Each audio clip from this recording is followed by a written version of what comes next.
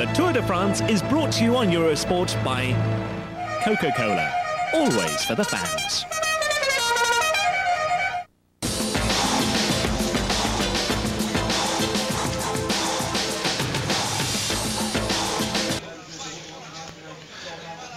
Well, football fever has gripped the whole of Europe for the past couple of weeks, but now it's time for the two-wheel gladiators to enter the arena. And this is the first stage proper out on the road, and the riders, you can see here, just wandering along, and so far we've only been averaging about 38 kilometres per hour.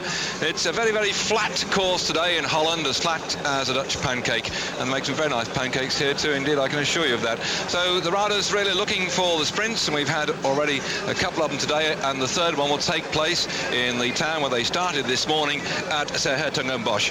They're covering 209 kilometres in all, and as they come through here, they will have covered 137 kilometres, twisting their way through the town now, which of some 70,000 people, have been vastly swelled by the numbers that have come in from the outskirts to watch the race go through. A very big crowd down the finishing straight, waiting to see who will take the sprint here. I'll quickly tell you who's won the sprint so far before I talk to my co-commentator here alongside me, Stephen Roche. And in the first sprint we had today, Serrada, who took that one at Bokel after 38 kilometres. After 79 kilometres in Eindhoven, it was Savioli of the Gewiss team that got that one.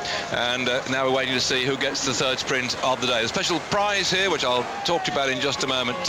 Right now, it is all set up, I'm sure, for the sprint specialists. There are time bonuses at stake, by the way. 6 seconds, 4 seconds and 2 seconds on these special sprints. And I spoke to Chris Bourban this morning, and he said he was not going to try and contest these time bonuses just to grab back a couple of seconds to try and take the yellow jersey. The risks are far too great. Do you think that's sensible, Stephen, that Bourban should sit in there today and not bother to go for these? Because I do remember, I think Zuller down in San Sebastian was just a few seconds off the pace in the prologue time trial, then clopped off in the first of the time bonuses and picked up the yellow jersey. But it doesn't look today if that's going to happen. What do you think?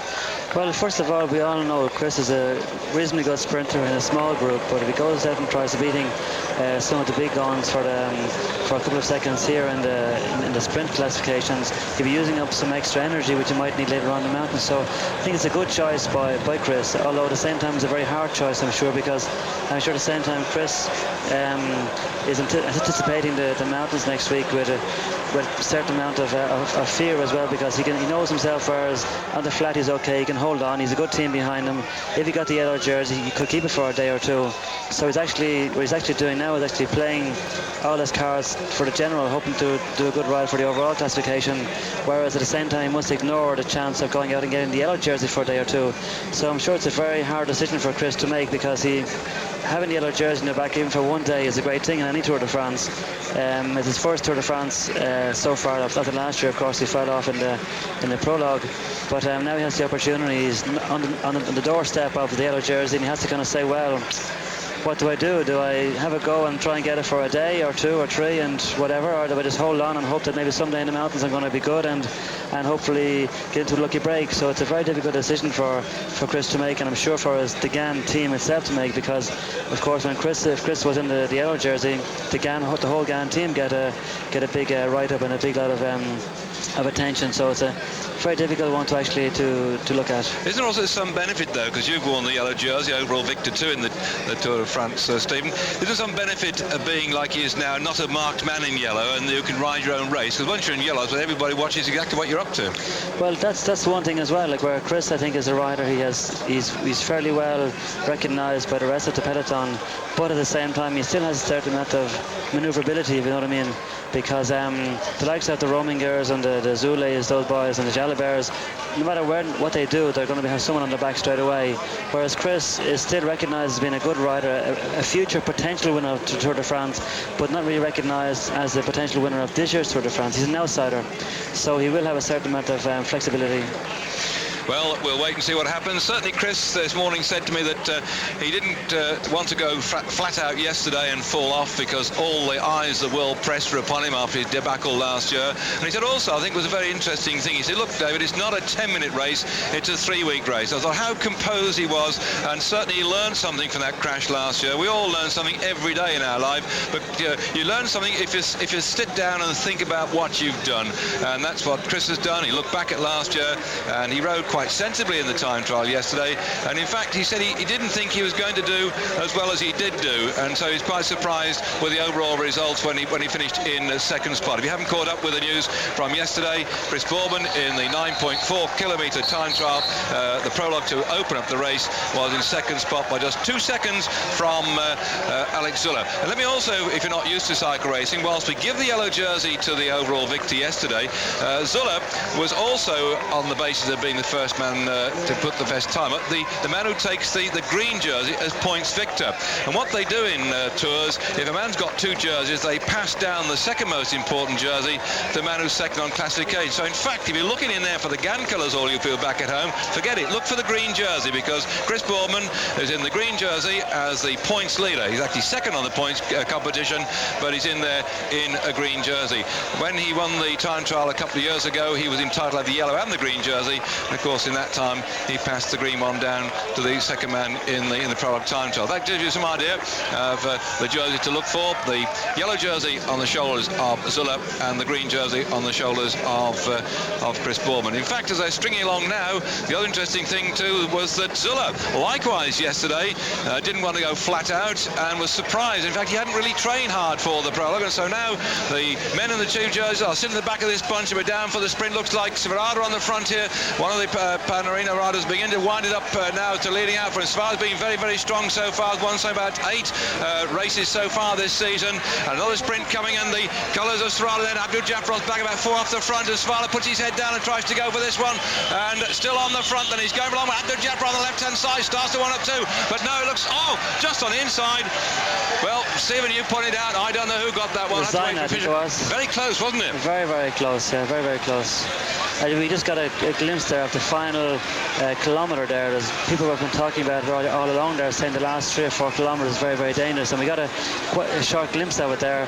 There are not few barriers, but there's an area where there's not too many barriers, and people are standing on the side of the road. So I just hope that for the next lap around, because you must, for those of you that don't know, the riders have now completed 134 kilometres, still have another 70 kilometres to go or so, where they do a big lap around, loop around, and come back around to finish here.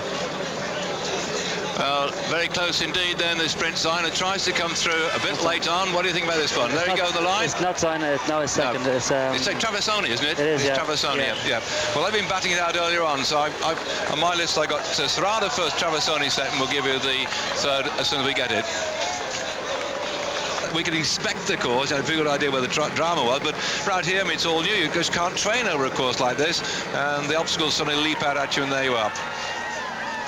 We just saw from our helicopter there, we saw how twisty the road has become, so that's another reason why the likes of Ingeran and the Vanessa team and the Onsi team want to make the tempo in the front, to keep it together, to keep their leaders up in the front, to keep them out of danger, because there are not too many barriers in this part of the race, of the circuit either, so anybody can walk on the road. It's very, very accident prone in this area also, so it's very important that their leaders, look at this, here we go again, another island in the middle of the road. You have a policeman, a gendarme, waving his yellow flag frantically, telling the riders to go each side of it. And there we get one there. You see, there isn't anybody in front. In fact, there was... the crash, Dave. Yep. See the crash here? The guy hit the front of the... So I was saying earlier on, when you have the front... No, on the back. Yeah. On the other side. You see, there aren't enough people with flags to go on all the islands, are there? That's it. One goes down, and then suddenly another one. Bang. See this front wheel here, Dave? He's hit the middle of this bollard he has. Al the Japarov is down also in the crash. So Agrigel, I'm saying that Colotti had a crash in the route to Sud, and... So I was saying earlier on, Dave, about this, the problem with these islands is the first guys see it to get around it, but the riders in the back of the bunch, with the speed and the pressure and everything else, just lose a little bit of concentration. Somebody in front, there's some guy down very bad. We see there on the right-hand side of our screen. He's right out. Palti rider. And in fact, Dr. Porter's gone there straight. He immediately, look, he said no need to touch him. He's checking. He's moving anyway, Dave. He's moving. It's Yeah, he's moving all right. So the doctor's with him at the moment. Yeah. But those. Here we go. Top view. Right hand side they go. There we go. In the centre. Yeah. And then later on again, like you see in the middle, someone must have got a little bit of strike. Look at Long. Look at Long.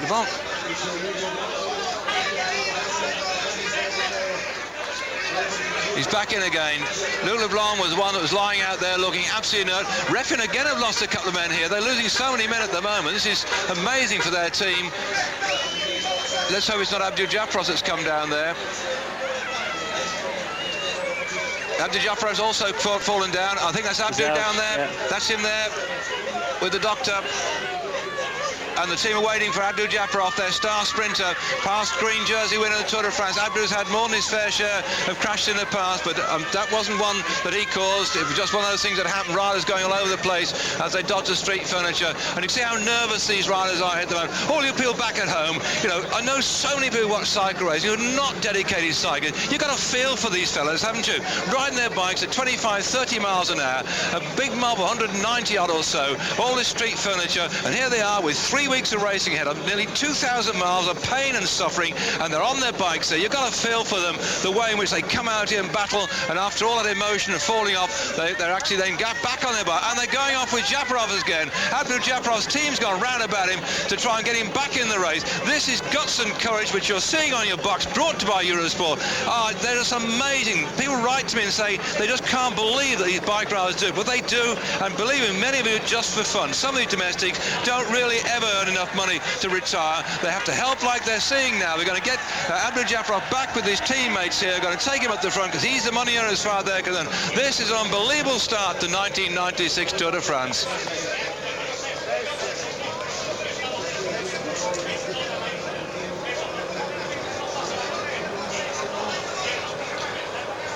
After all that drama, the front of the race being reformed by the Rabobank team. Most of the Once riders up there too as well, and the Benestos. Many of the sprint specialist teams seem to have dropped a bit to the back except for the Seiko lot, and that's where some of the crashes have been happening right now. Well, Stephen, my heart's going flitter, flitter, flutter. You must do it, you know, as a bike rider. You must also see yourself in there. You have that fear, don't you, when you look down at it, eh? Well, you do, but also I've been in the middle of the peloton also, and I've noticed that the horrible increase in these traffic islands over the last couple of years, and there's nothing you can do about it, though. They're supposed to help circulate better the traffic, but at the same time they're a bike rider's nightmare, and there'll be a half dozen riders tonight. I'm sure they'll be criticising it, hopefully not too loud, but they'll be criticising these traffic islands because they are very, very dangerous. They're a menace to the whole cycling peloton. I was just looking at my little note somewhere that David Walker gave me a little note. He said about there's 12,000 people have volunteered in France to come out and stand at these particular places in addition to the official help, and they've gone round and got a whole gang of people now. But obviously it hasn't quite happened in the same way in Holland, but they've got some extra volunteers now who are going to man all these places. We go down, we'll probably see those when we get into France, but it seems they haven't quite got the same amount of coverage here, because certainly that centre reservation hadn't got its normal policeman there with the flag to warn them, and down they went. Well, you see, there was an actual traffic island before it. We saw the gendarme actually frantically waving his flag. Normally that should be sufficient because it warns the riders there's an island there. It doesn't actually tell them there's a second one, but because the riders are actually aware that there is actually an island there, that normally they are, it does go by okay. But unfortunately, there for some reason, well, possibly the main reason being that the riders get very nervous at this moment and a bit tense and what have you, and it's the first stage, so just somebody just made a wrong move, and that was it. They all come down. Here we have Luc Leblanc. It's amazing Luc Leblanc hasn't got any teammates come back for him yet. No. It's amazing. He's a team leader for the Tour, and there he is. He hasn't had one teammate come back for him yet.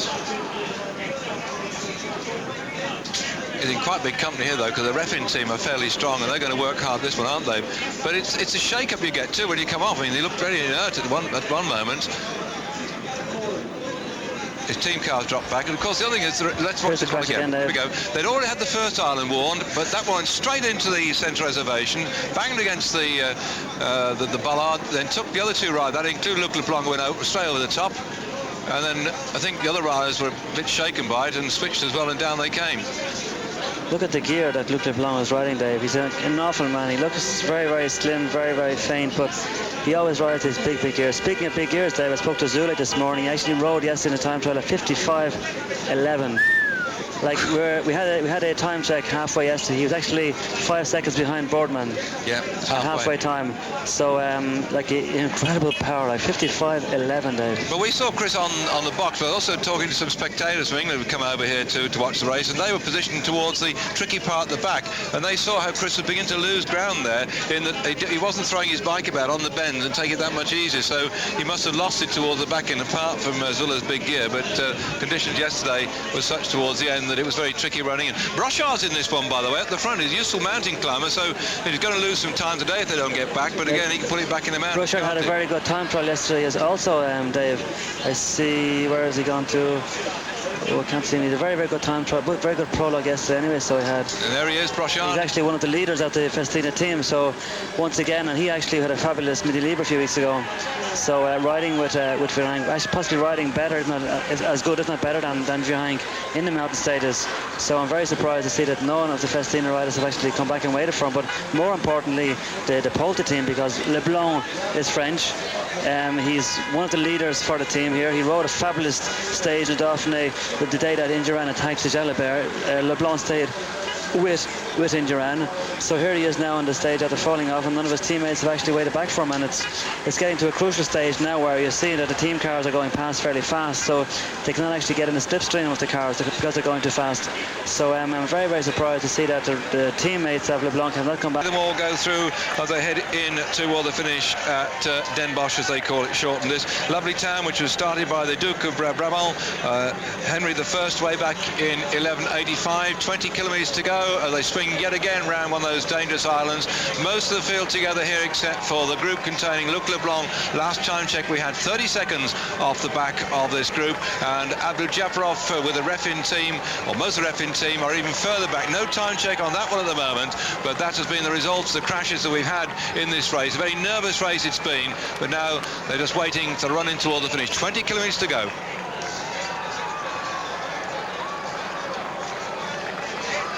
For those of you who have just joined the Eurosport's coverage after the Tour de France, today's stage we've also seen the first abandon in the Tour, who was last year's combative rider, Bonahar, the Spanish, the Colombian rider from Kelme. After a crash, he climbed off and couldn't go any further. So we've had one abandon so far in the Tour de France, bringing down the total riders left in the bunch now to 196. Well, the crowd, you can hear him on the side of the road in this very populated country. There's 15 million people living in Holland, and one of the Dutch riders starting, well, it's the Dutch sponsor Rabobank team, trying to get away off the front here to show his colours in front of the home spectators.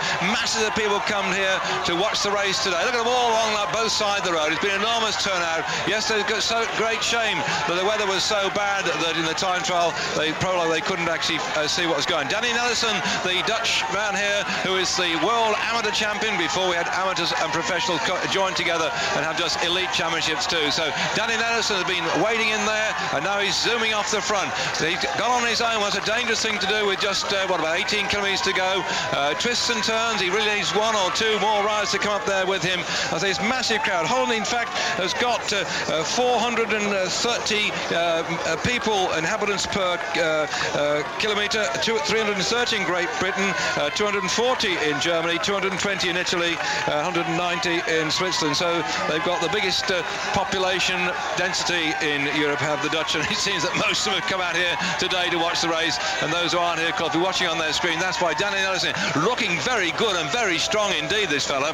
He is looking very strong, but I think before we get to the end of the stage there, we're going to see more attacks from the Rabobank team, because they're on home ground. They have to do something. They haven't got a great sprinter, but they have riders like Nielsen, who can actually go off the front and actually do things. So I think even when Nielsen is caught, we're going to see more of the same team attacking.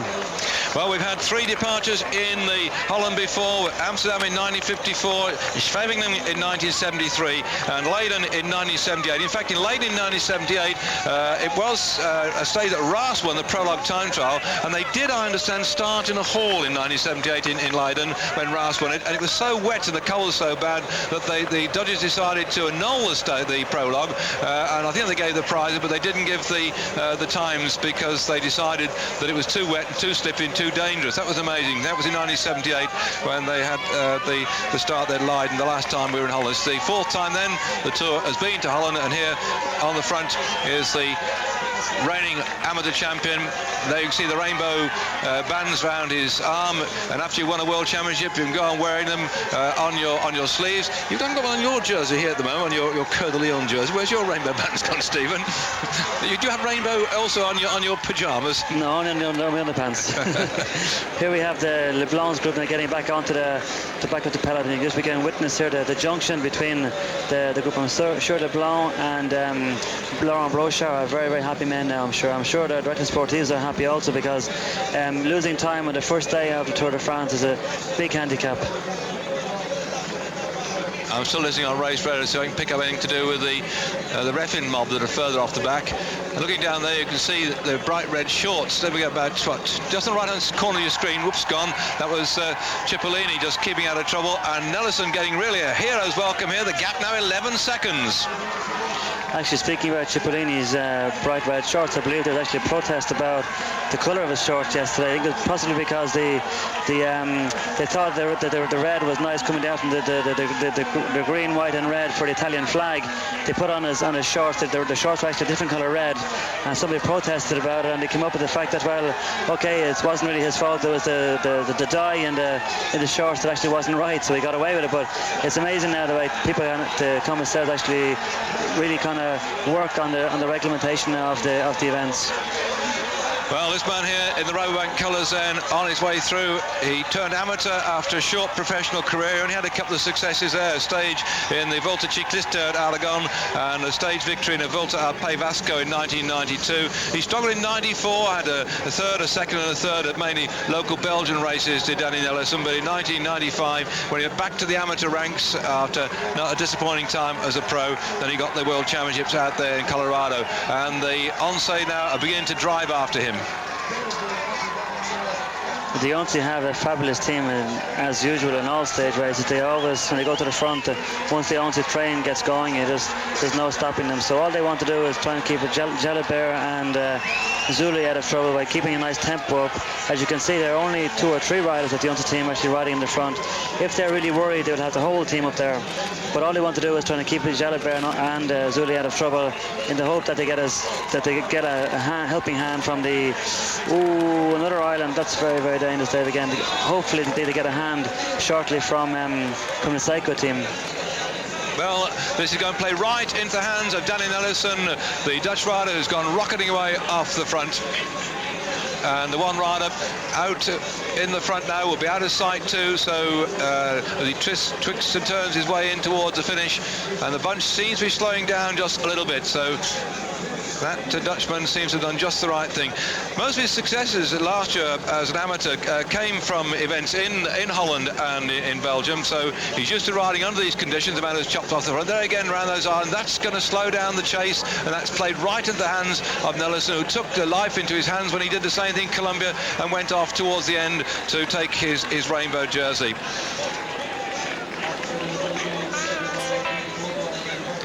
Now we have a good shot of the rear of the peloton. You can see in here some of the Kelmy riders. Kelmy riders are very, very dangerous in these kinds of roads, and all the Kelmy riders can wait for and wish for is the mountain stages. And here is Nelson. He had 11 victories in amateur last year, and then now he's turned pro for the Rabobank team. What's the gap now? 23 seconds. This is looking good for him at the moment. The Rabobank rider is really beginning to put the pressure on. Well, the Once riders here are not really worried about him. That's why there's still only 3 of the riders here in the front. We have Zule there in the yellow, lying 4th, and we have behind him we have Jalabert lying 5th place, with Capucci there on the right hand side of the screen. Nobody's looking really too worried about him, because Nielsen is not a threat for the overall classification. But I feel that as we get close to the finish now, the Psycho team of Cipollini will actually take over. I'll have to have a quick check looking down the finishing list yesterday to find out where he is on the overall classification, and I'm going a long way down here at the moment. He certainly, I can't find him in the top 10, but we'll keep looking as this lot go around yet another obstacle in the road and get down that one safe and sound. You can see the road there getting a little bit shiny there as well. There's actually a little bit of rain here. It hasn't actually rained as such, but there's been a couple of drops that come down, and this little bit of water is making the roads very, very slippy. We have the Onza team getting more and more of the Onza team coming to the front there. Yeah, Danny Nelson have got him. He, in fact, was 56 seconds adrift on the time trial yesterday. He's now 23 seconds down the road ahead. So 23, and he could get 20 seconds time bonus if he stayed out. That gives him 43 seconds at the moment. So he would go up the GC, but so I don't think they're going to let him hang on out there that length of time and punch that sort of gap between. But we'll have to wait and see. That's always the thing in bike racing. You never know what's going to happen. And he's travelling very quickly indeed, because this group aren't hanging about behind him. They're not, Dave, no, but you know yourself, when the last 7 or 8 kilometres signs come up, the sprinters then start getting to the front, and the speed is nearly, doesn't actually double, but it goes up a hell of a lot faster. So for Nielsen to stay away, he would need to have like about a minute and a half or 10 kilometres to go, at least a minute and a half or 10 kilometres to go. Well, he's really giving Yvonne some stick at the moment. There have been a lot of riders over the years taking the yellow jersey, amongst those that run out victor as well, but they've had something like 16 riders taking the yellow jersey. 8 of them used to be in the old TI rally team, and Nelson's trying to get that today.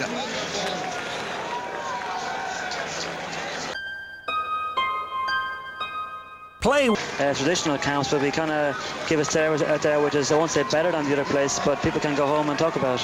Well, Snellison swung out there, looked as if he nearly lost his way, or his back wheel kicked out, I'm not quite sure. Or has he done a complete circuit of the island? I think he might have done just that. He might have gone round, thought the race went one way, and has gone all the way around the island. Something went wrong, and yes, that looks to me like that island, somehow he must have gone all the way around it. I don't quite understand how he did that, but he's lost some time in doing just that. Oh my goodness, that's a great shame. Well, sometimes it happens. We didn't see it from we may get a replay of it in a few minutes, but the lead car in the front will normally take the right way round, which goes round the roundabout on the right hand side, and maybe he just followed the car around, maybe didn't realise too late. And we see TVM begin to go on the front again. This is a Dutch-sponsored company, and so they're also one to show out on the front. Let's see if they can pull back Danny Nelson as we get very close in towards the finish now. The crowd at the finish begin to get quite excited by this. They're hearing on the public address how they're managing. Oh, there we are. I remember Dave Walker tell me about this one. They've actually put an Eiffel Tower in this little town. Look at that. Beautiful. It's amazing what you can see on the Tour de France. It's amazing how people can use their imagination and be so creative. 10 seconds of gap. Yes, he must have lost just a bit of time on that island, but he's recovered himself now, and these narrow roads coming in towards the finish will certainly help, and the fact that it's wet too. The big bunch won't like that because there's not enough rain yet to really wash the surface dry. On these cobbles here, it's just putting a nice, well, not nice, a nasty thin layer of water, and of course a lot of cars in I must say Europe, England's part of Europe as well, but certainly on the continent they use a lot of diesel, and diesel does get dropped on the roads, and that becomes very slippy indeed. Just keep your fingers crossed.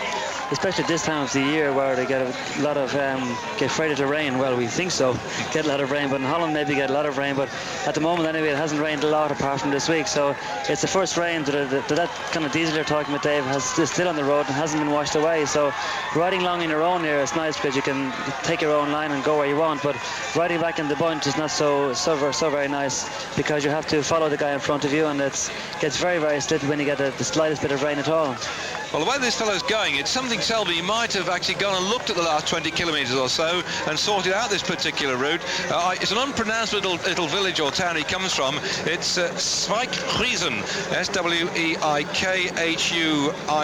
Spijkhuizen, and if anybody knows this part of the world can tell me that's close to the finish or not, I don't know, but he might well have gone off and just looked at this, because a sensible thing to do to discover if he does twist and turn. He took off just the right time. We get a lovely shot now off our camera of the rest of the people in there, hoping that they come back together and we might have that sprint finish that the sprint specialist we're looking for. And here he comes. They've got him now.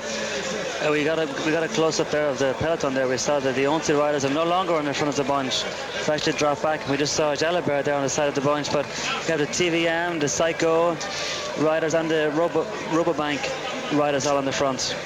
So just 5 kilometres to go, and Nelson is caught, and that puts him out of contention now for the stage victory, because he won't have anything left. He's certainly not a sprinter man, but he has now gone back in the bunch. It could be all down to big sprint finish. On here now by the Psycho team and by the TVM team. 2 kilometres to go, and Psycho take over on the front, pounding away for Matteo Cipollini. Cipollini won in the Tour of Italy this year about, well, I think his 16th stage victory in the Tour of Italy. He's the most successful sprinter roadman of recent times, and he wants the stage victory today. Took a couple of stages last year in the Tour before he hung up his wheels and retired from the race. He took one back in 1993 as well, and he's about 5th back off the front of this little group here. And yet again, TVM try and get in the right place. Martin Dembacke bringing up his group. Oh, it's Skippy, isn't he? There as well, yeah. He just pulled over, so... He's trying to get Blyleven. Blyleven is still in there, the little fellow in the centre, for the TVM colours, the yellowish ones with red on one sleeve, blue on the other. Here come Telecom, the pink hats. Isabella's there as well, Dave. Isabella's there. Yeah. Bjorn Rees is there. We have Jalabert. I haven't seen Zule there, Dave. Nope, not well. I think he's going to keep out of trouble, isn't he? Not to go for it. And I think I saw the green jersey of 1 kilometre to go, surely. Yes, it is. 1k to go. And Rees goes straight to the front. And on the left-hand side, Chmiel starts to come up. Chmiel comes up on the far side. Can't get in there. Still Psycho plowing away on the front. Rees looks over his shoulder. Just keeping out of harm's way at the moment. And Rees, by the way, as we come into this one, would like to get the 20 seconds bonus, because Rees is just 11 seconds down on GC to Zula. Maybe it's a move on his part to try and get some time bonus, but still Psycho bear themselves on the front. People like Eurosport know what it is to hurt yourself and go, and then Svelada comes off his wheel. Svelada was just sitting in there, and on the right-hand side, Svelada, left-hand side, a big long one, looks like Ekimov trying to go for this one, and Cipollini poised there with the green on his shoulders, and still it looks like Ekimov starting to go at the front here, and Robert Backer going with Sorensen just in behind him as well, and down the straight they come, and Museo starts to go for it in the Belgian colours in the centre. Museo starts to go, and then up he's not in this one, so it's going to be a straightforward sprint, and Cipollini forces his way through to the centre at the moment, but he's not going to get it, is he? No, he goes over to the Gan Rider. Oh! One thing, Dave, is Zuli was there, but Ingeran wasn't in there. Boardman wasn't in there either, Dave. Well. The time stops on the line here. We're looking now to see then. Boardman. There's Boardman, 13 seconds Boardman, back. Ingeran on the right side of the screen. So, and Moncassin, it was, you tipped him, didn't you? It was again Moncassin that got that one. Well done, Stephen. You tipped him early on. You said he might be in with a shout. Watch it from the top again. Zabel on the right starts to go. Look at this TVM round. Look, he takes through. Look at Moncassin, he's closed in, he's coming back. Yeah, and look where Cipollini is. And look where Moncassin has come from. He's come right from the back again. Behind him he has. Yeah, off the wheel of Cipollini. Let's watch this one again. There's Cipollini. Miguel Indurain has just gone past us there. He's got a big sweat on him. So well, he looked like he's riding well at the front to keep out of trouble today, and he's going to be interviewed by the Spanish team. There we are, goes Moncassin on the far side. Blyleven's on this side after a long way out in the front, and yep, and so Cipollini has got no better than third spot, probably in fourth spot, and it might have been Minali in fifth. There we are, Moncassin throws his bike through from Blyleven's Cipollini, Serrada on the far side. And that's the sprint as such. In fact, yeah, Minal it was. Forgavis. Let's look at it again from a different angle. These men are something else, aren't they? They just have to have no fear at all. You pump, you push, you shove, you go flat out in the elation of winning or the disappointment at losing. There it is. We saw a few minutes ago how Moncassin was following through the wheel of Cipollini. He really deserved to win today. He was the fastest man. You saw him coming through. He got closed in on the left and came through on the right and eventually beat him. It used to belong to Spain, this little area we're in now. It's amazing how it's changed hands over the time. And on the left-hand side, look at Moncassin here on the right, Dave. I was saying he got close in between Cipollini and left-hand side, but nearly pushed looked in. good, didn't he too? But he loses out there. He has to come back around them, doesn't he? Yeah. Still fighting his bike. He's lost now a good length on Blyleven's. Yeah. Zabel went far too far out by the looks of it, but he had to go once he was on his way. And then let's watch where the fellow in the white jersey for Gan starts to put on steam. It's amazing the speed and the comeback. They stopped that before we had a chance to see it anyway. So there we are. The start tomorrow will be here at St. Hertogenbosch when we go off down into Belgium, and the Belgian champion Museau try to get the stage victory. But he doesn't have that sort of speed, that last-minute kick that the specialists have, and there we are. And that was for Panorama, who I thought was Serrado on the far side, so they managed to launch another man at it. Look again at Moncassin's surge of speed. Well, he certainly proved himself there to be the fast man, but the yellow jersey will still stay with Zula. Play through. And so from Stephen Roche, myself, David Duffield, I hope you'll join us tomorrow for the second stage of the Tour de France. From us here then at Hertogenbosch. Bye-bye. See you tomorrow. Cassin with the first Tour victory of his career, tipping Jeroen Blijlevens in a sprint finish. Third was Svorada, fourth Minali, and fifth Zabel.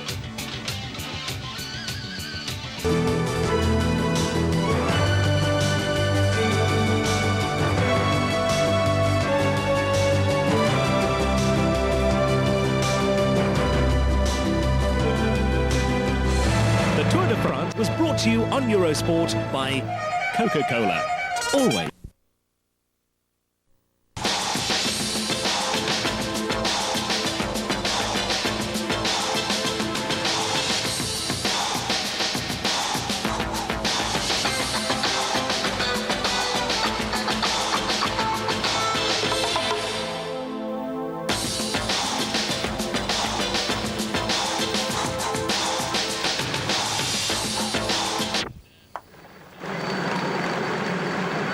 Stage number 2 of the Tour de France, 247 kilometers, the longest stage of the race, from Den Bosch in the Netherlands to Vasquehal in northeastern France.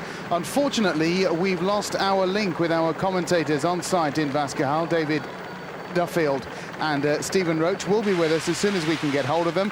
So for the moment, myself, Simon Barlow, helping you through the final stages of this second stage of the race.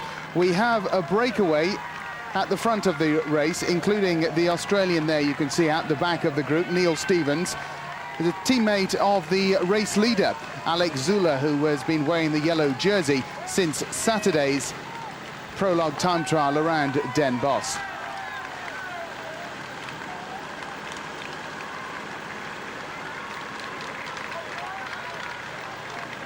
Yesterday, of course, the stage finishing in a mass sprint in the city centre there in Den Bosch.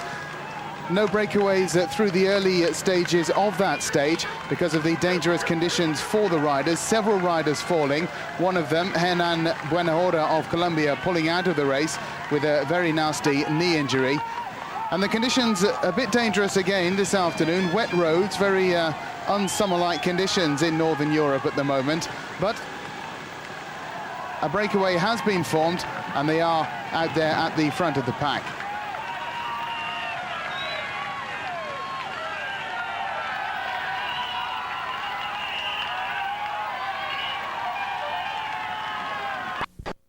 It's a teammate, no doubt, at the front of the peloton, trying to work hard, trying to bring this this breakaway back.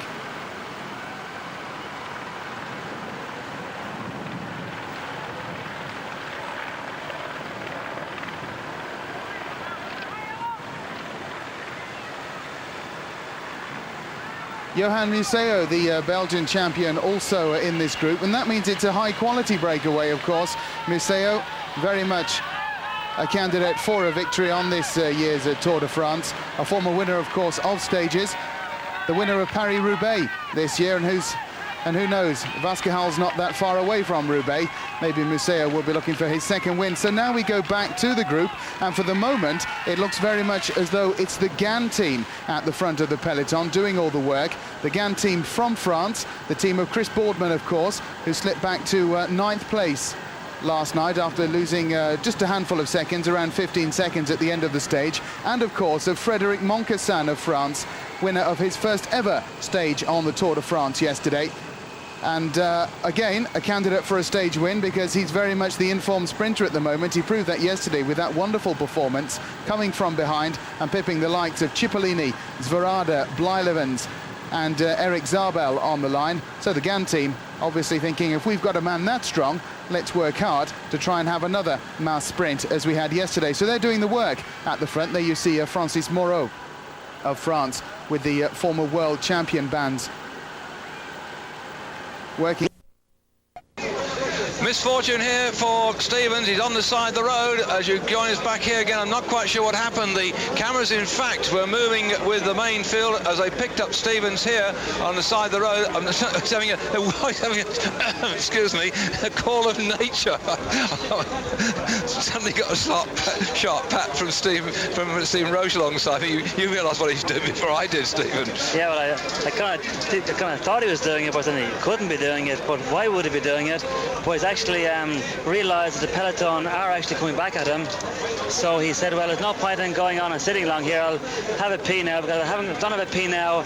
Once the speed got down towards the end, he'll not be able to have a pee. So he said he needs a pee, so have it now before the group comes up, because you must remember these conditions are very, very cold. So it means the riders themselves are not sweating a lot. So all the liquids they're taking on all day and all the evening time, they have to eliminate somewhere. So as they're not actually sweating, they actually have to stop. As we saw there on our camera a minute ago, we just saw a few other riders having a nature break as well.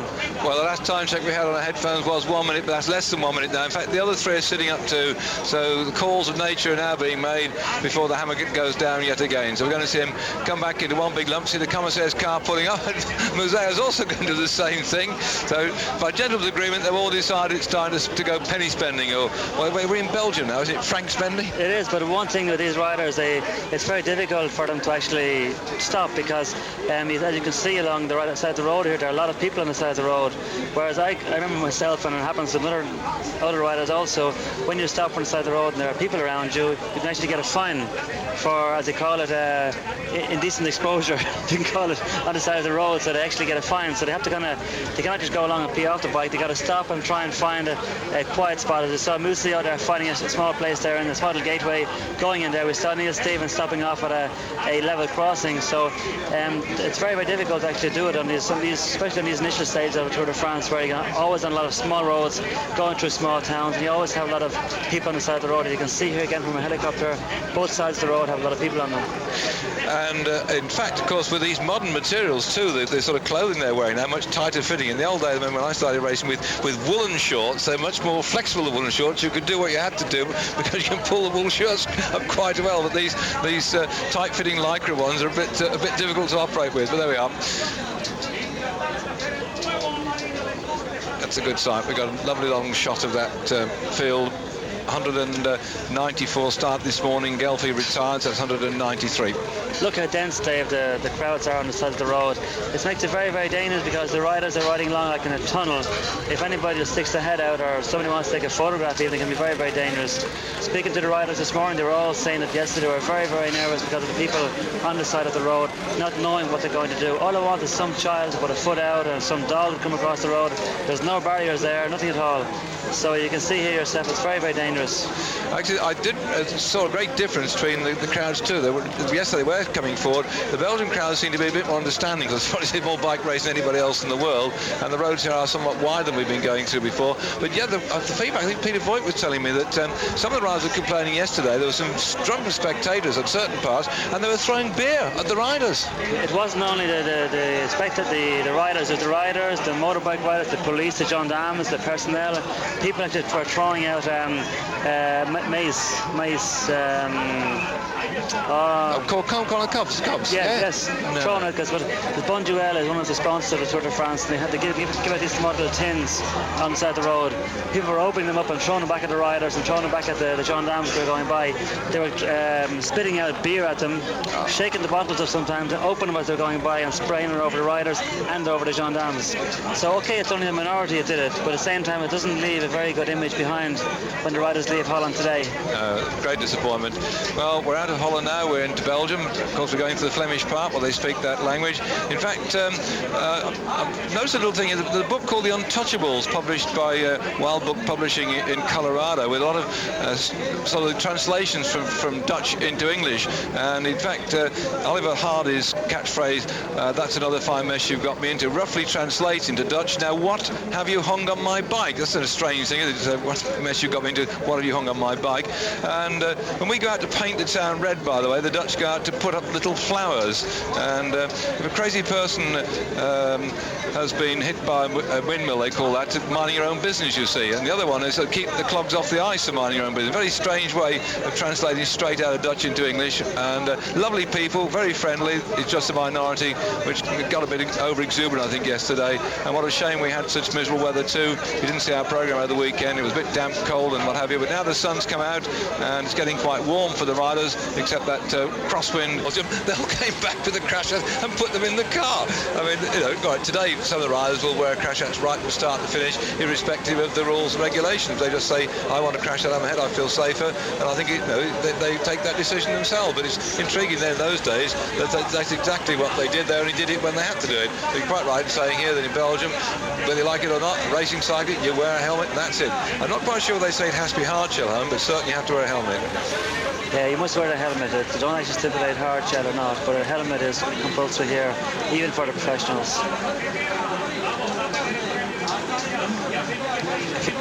A few years ago, of course, they tried making helmets compulsory, but it wasn't actually possible because some riders react differently to hard shells than others, and some riders just can't actually take them either whether it's cold or hot. I couldn't take it myself in the hot weather, but when it was cold, I did wear a helmet, and the riders are the very same as the kilometre riders. They're attacking the 4th category climb here now. That's the one that I talked about. It's only a gentle drag all the way up, and when they get to the top of this, they've got 40 kilometres to go. That's 25 miles off the top of this hill, so we're going to be finishing our programme with Eurosport around about 6:05 or thereabouts. Massive crowd. Yes, these people, when we came through earlier on, were beginning to walk up the hill. They parked their cars, I think, about half a mile away, some of them, to get here.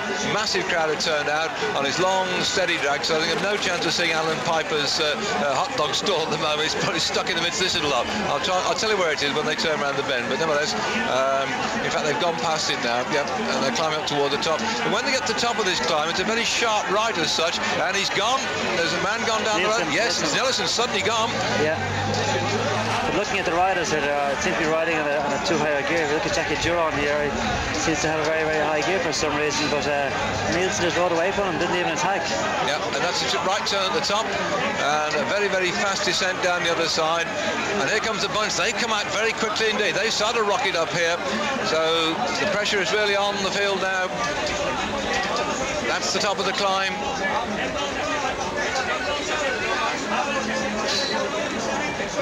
Oh, looks like we've got an attack coming up. That was a very nice little move there, wasn't it?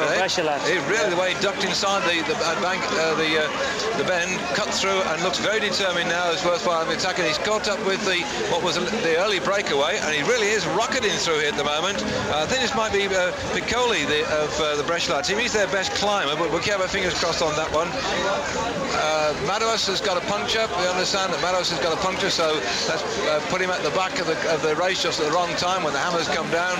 But as the one rider here, Nelson, who went away on the climb, is doing it all on his own now. Durand and Cerioli have been absorbed by the main group. Very, very fast descent here, and when they get to the bottom of this descent, they've got quite a strong crosswind coming over from the right-hand side. It flattens out quite quickly. There he goes. I think he's wondering what happened to his chasing men. Well, they've gone now, and he's got to decide whether it's worth persisting with this one. Somehow I think when he gets down the bottom of the hill and on the flatter part with that wind blowing, he might sit up and say, I've had enough of that. So Rabobank is showing quite a bit in this race so far. That'll give their sponsor something to smile about. Well, Nielsen is having a very, very good ride. Yesterday being in the front, today having a go. Well, today is going from a little further out. Yesterday went with 20k to go. Today has gone with 40k. But perhaps he wants some more cheese. Looks very, yeah, probably. Yeah, he looks very, very, very, very strong. But like 70 kilos of cheese a day.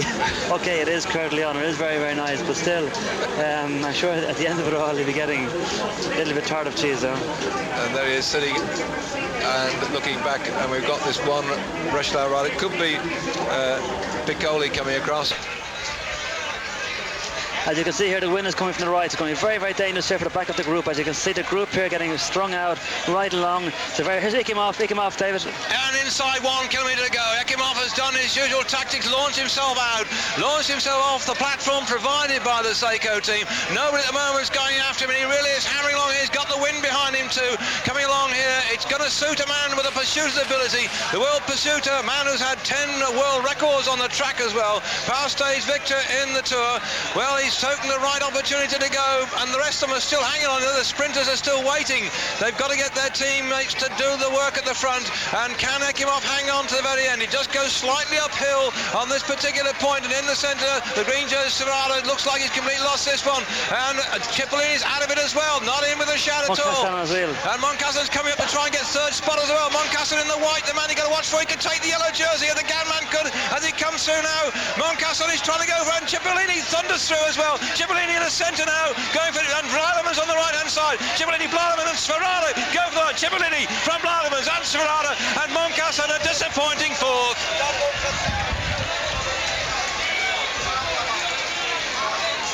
Seiko are pleased with that one. Cipollini has got his own back, his revenge for being not only second yesterday, but demoted to 37th for changing his line the last 200 metres. He's proved his point by just saying, look, this is how it goes. Ekimov got hauled in. Moncassin started to go for a long one. Serrada in the green jersey there was on his wheel, and he came off, and then I thought that Cipollini's team had left it far too late. Blailemans there in the yellow colours for TVM starts to move up as well. He went too early yesterday, but the man who got it exactly right is there going for the line. Cipollini is going to take this one. Moncassin a disappointing fourth. He could have done with those few seconds bonus. He would have been the yellow jersey, but he just ran out of steam up that little climb. The wind was behind them, and what a wonderful shot here. Those shadows just absorbed this, and watch the man at work. Well, this morning I spoke to some of the photographers, David, and they were complaining that yesterday the riders didn't throw their hands up. Well, Moncassin threw his hands up just after the line, which wasn't very, very good. So Cipollini left no mistake about it today. He threw his hands up just about 5 yards before the line, just for the photograph. He's so confident, isn't he? The rest have completely run out of steam, and he's got plenty of time to say, here I am. The Lion King roars again.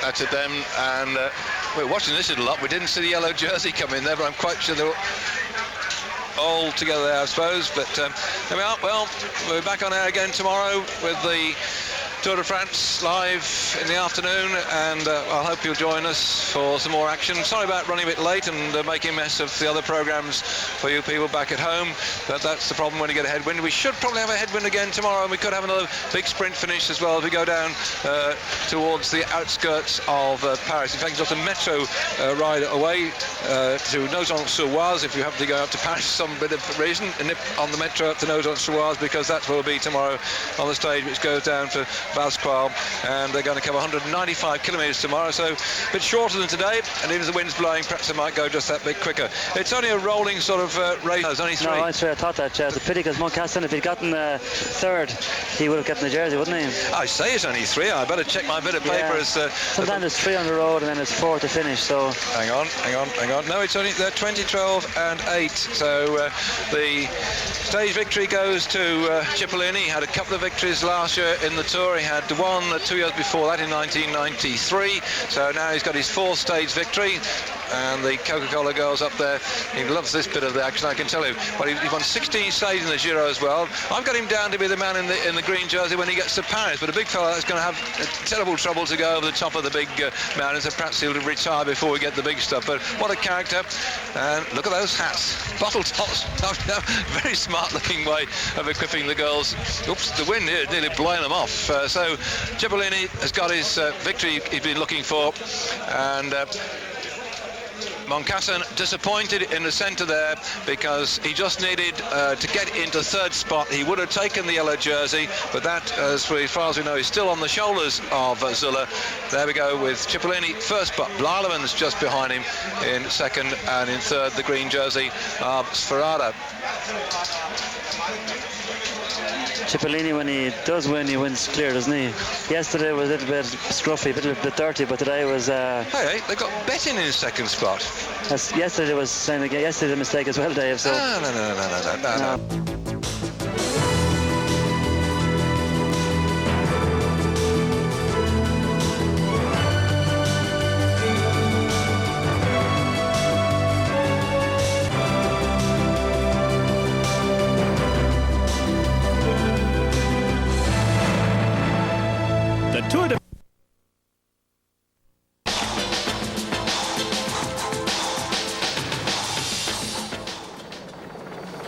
Stage 3, Fasqual Nogent-sur-Oise. Well, today the course runs across some of the old battlegrounds of the two great world wars, but the riders seem to have signed an armistice because the great south-southwest direction they're taking into a headwind coming from the west to the south. So it's blowing them back against the ditches, and they have decided, I think, to put the lid on it at the moment, and they're all watched together like we haven't seen for a long time. Been sort of fairly compact right the way through since they started. In fact, the first couple of hours we only covered 32 kilometres in the first 2 hours today, so that was very, very slow start indeed, and the race was livened up just a little bit after the 43 kilometre mark when they had the first of the sprints today at a place called Douai.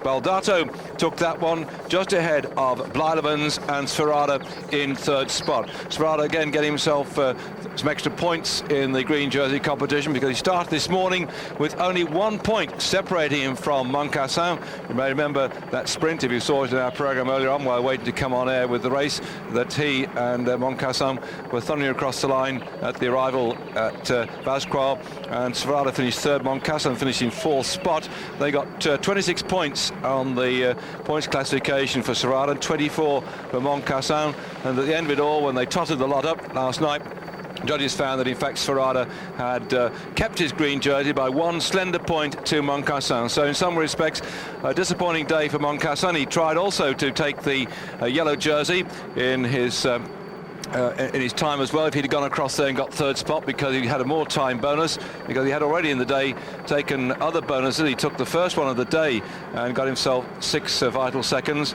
and he finished for the third point after the third one as well, but it was not to be. So the yellow jersey is still on the shoulders of Alex Zuller. Sferrada has the green jersey, and the polka dot jersey is on the back of Danny Nelson. We only had one little climb yesterday, so Danny's in the polka dot jersey, and ahead of us today we just have 2 more of the sprints and one little mountain climb yet to come.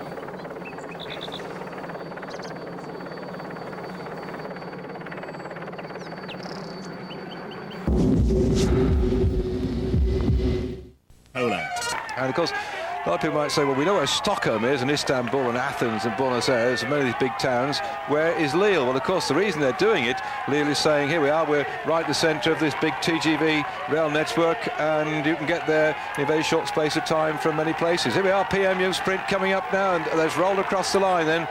Lieta took that one. They're not too bothered about busting a gut and just going for those points. They're rolling on very well indeed. Lieta took it just ahead of Senya, and so this looks to me like they're going hard, because just looking at that sprint there is 16.5 kilometres from the finish, and they might still hang on there, and Senya might be in yellow. I say might. I wonder if they really thought the danger through that bunch behind them. Here they come now, all the way across the road from side to side. Surely the Once team have to do something to pull this one back. You see Gann on the front at the moment, slowing this down just a little bit, so that is very interesting indeed.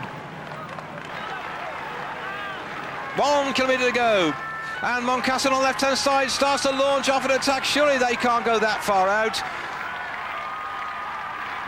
Surely he can't go that far out. He's burying himself here. Is it Moncassin?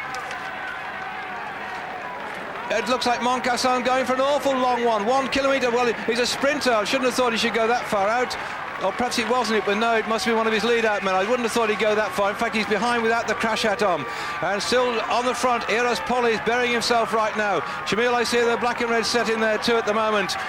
And the green jersey of Serrada is about, what, 6th or 7th back in line behind the ref in Rada. And still then, yes, Moncasson it is who's lying just behind Cipollini. That's the way he likes to go for a wheel. I thought it wasn't him going for a long ride. And still the Seiko Rada go. Any minute now, Zabel goes around the far side. Cipollini's going with her. Also, Abdul Japarov is in there. Abdul's come back from the dead, but he hasn't got the power in his legs at the moment. Cipollini going to lose out to Zabel here. Zabel's going for the one on the line. Moncasson still behind. Tries to get into either second or third. And Moncasson probably got there in third spot. If Moncasson was third, then I think that might give him the yellow jersey. Certainly on the left-hand side, Zabel came through, and Cipollini looked like he was second. But for me, I think if Moncasson was there in third spot, he's gained himself 8 seconds bonus. He could take the yellow jersey.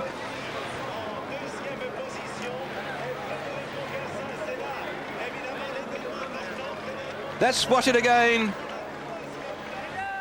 The fighting, the pushing and shoving. Zabel goes on the far side. Moncasson, without the crash head-on, is on the wheel of Cipollini as the lead-out man pulls over. Zabel goes like stink on the far side. Abdul Japarov rocks his bike here, tries to close up on Moncasson. Cipollini looking for a victory. He's not going to get it. Zabel left him for dead this time on the sprint, which did not suit the big, tall fellow from Italy. Zabel thunders across the line, but let's see if Serrada got Moncasson on the line for fourth spot. He did it yesterday. He doesn't do it this time. That's it.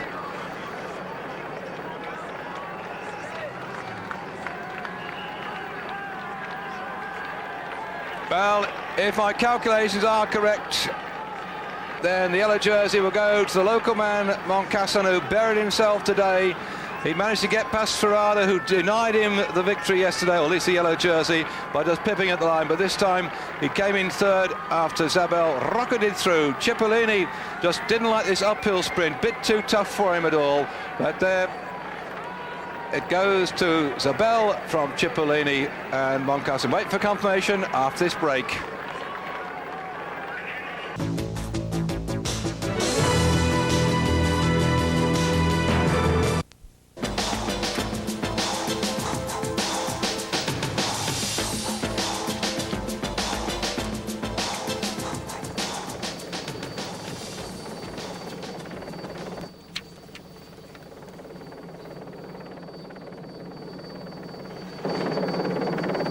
We're looking at the first real aggressive breakaway of the Tour de France this day on stage 4, Soissons to Lac de Madine, 232 kilometres in all, one of the longest stages in the Tour de France this year, and we've already got one of the longest breakaways too, and not only the longest, but one of the greatest gaps too, because those riders we're looking at now down there in the centre of your pictures, they've been going like stink, and in fact at one time the maximum gap was 17 minutes and 20 seconds. On the back here is the French champion, Stéphane Hulot. They went away at somewhere about 39 kilometres from the start, and a lot of the rest of the riders just sat there and thought, well, we won't worry about this one. But they've really been quite aggressive. The wind is a little bit helping them on their way. There's Hulot in his championship jersey, the blue, white and red of France, slightly altered by that way in which they sort of phase it between the top blue and the red at the bottom. In fact, Hulot's been asking one or two questions about the sort of jerseys and colours that riders use in this day and age. But there you are, Hulot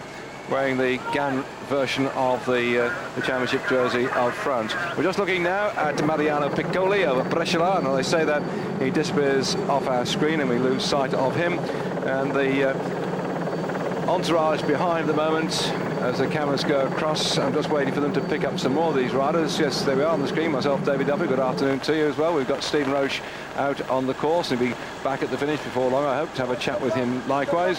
And this little group, you see all on our screen how many foreign correspondents we've got now chatting about the Tour de France, for the greatest bike race in the world. And I said yesterday, thanks to all you good people who tuned in. We've been getting some very record figures of viewing audiences so far. And my apologies likewise too for those programmes we disrupt when the race is running a bit late. I can't remember in the Tour de France that we've had so many days running late as we had so far in this race, but those are the conditions under which the riders ride, and the organisation do the best they can to decide what the average speed will be.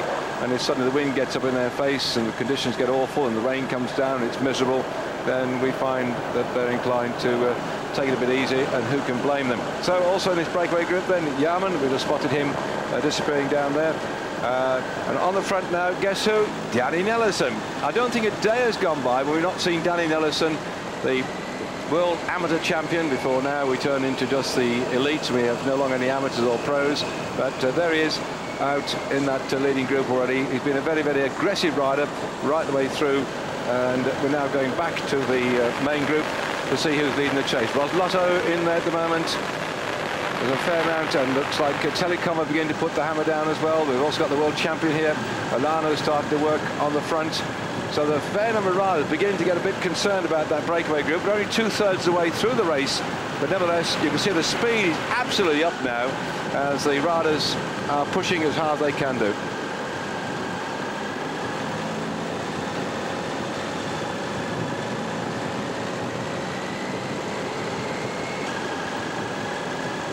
Well, the information coming over our headphones, in fact, that Serge Bouchery, out there on the road with the GAN team. He is the deputy director of the GAN team, Serge Bouchery. He's the number 2 man behind the number 1 man, Roger Legeret. Has now told Stefan Hulot to ease back and not make the race any longer. Well, of course, I was surprised that that lad went with that break, but he's probably just prepared to sit there and wait for things to happen, because, of course, the man from GAN in the yellow jersey is his teammate Frédéric Moncassin, who did a brilliant ride yesterday. And look at this, even Bersen's having a go coming through. The top men are aiding the chase too. There's panic buttons have been hit, and I like to see this when suddenly the proverbials hit the fan. Reminds me way back in 1990 when Chiappucci clopped off with Steve Barr. They went away with Frans Maassen and Ronan Pansak, and they gained a lead of something, I think, for about 9 minutes at the end of the day. People just thought, oh, we'll pull them back. They didn't, and except for Frans Maassen, throughout the following, 2/3 of the Tour de France, all the riders in that breakaway group shared the yellow jersey, and they took some real catching. And these boys here now realise they've got a race on their hands. This is great stuff. Taffy going through, then Olano going through. Here we are. Well, we had the information over our headphones that he'd been told to stop working.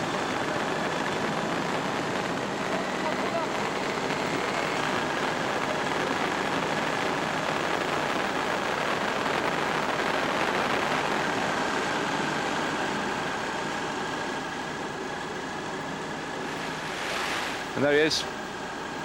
I'll just give you some more information too, that in fact on that tremendous acceleration we spotted down the road, there are no less than 7 different groups of riders now splattered all over the place. We've got a real day here.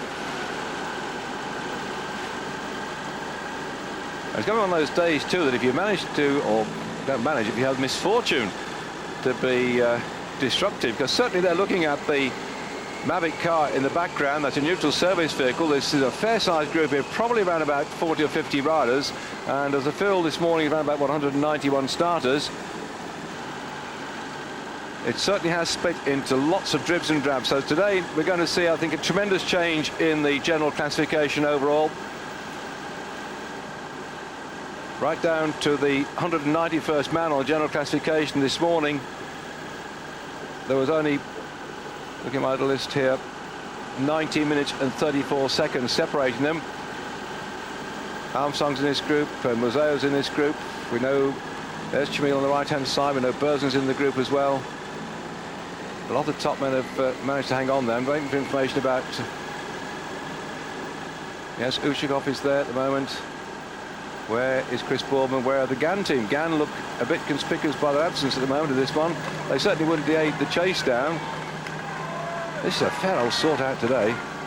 We're at long last, we've been making something out of nothing. Soak post out of pigs here with the racing so far, and it's all happened in the final 20 kilometres. And here we are after a very easy start today. They put the hammer down, and we've got a great old race on our hands. That's what I'd like to see. This gravel time, chaps, get on with it.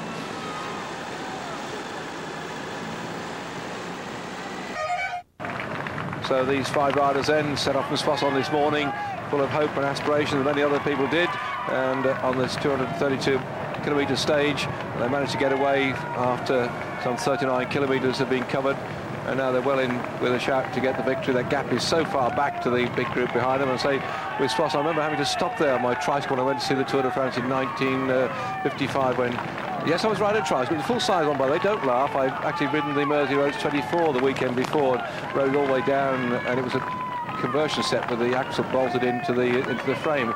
I'd ridden the 24 hours at the Mersey Roads, rode all the way down Barbour to my parents' house, and then went off down through New Haven over to Dieppe, rode all the way to Paris, and watched the finish of the Parc de France, and then rode back up through Arras and all the cobbles and what have you. By the time I got to Soissons, the back axle at the location point broke, pulled itself away, so I had to go to a garage, and the man brazed it together for me. That got me back via the boxcar, which used to fly us over the Touquet to Herne Airport. That's long since gone now, the old boxcar taking you across. And I hadn't gone far from Herne on the way back up to home in Birmingham when discovered a crack around the down tube, and I mended that with a piece of sticky plaster and a Jubilee clip. That got me back, and so I threw the old frame and the bits and pieces away and bought myself a proper tricycle then.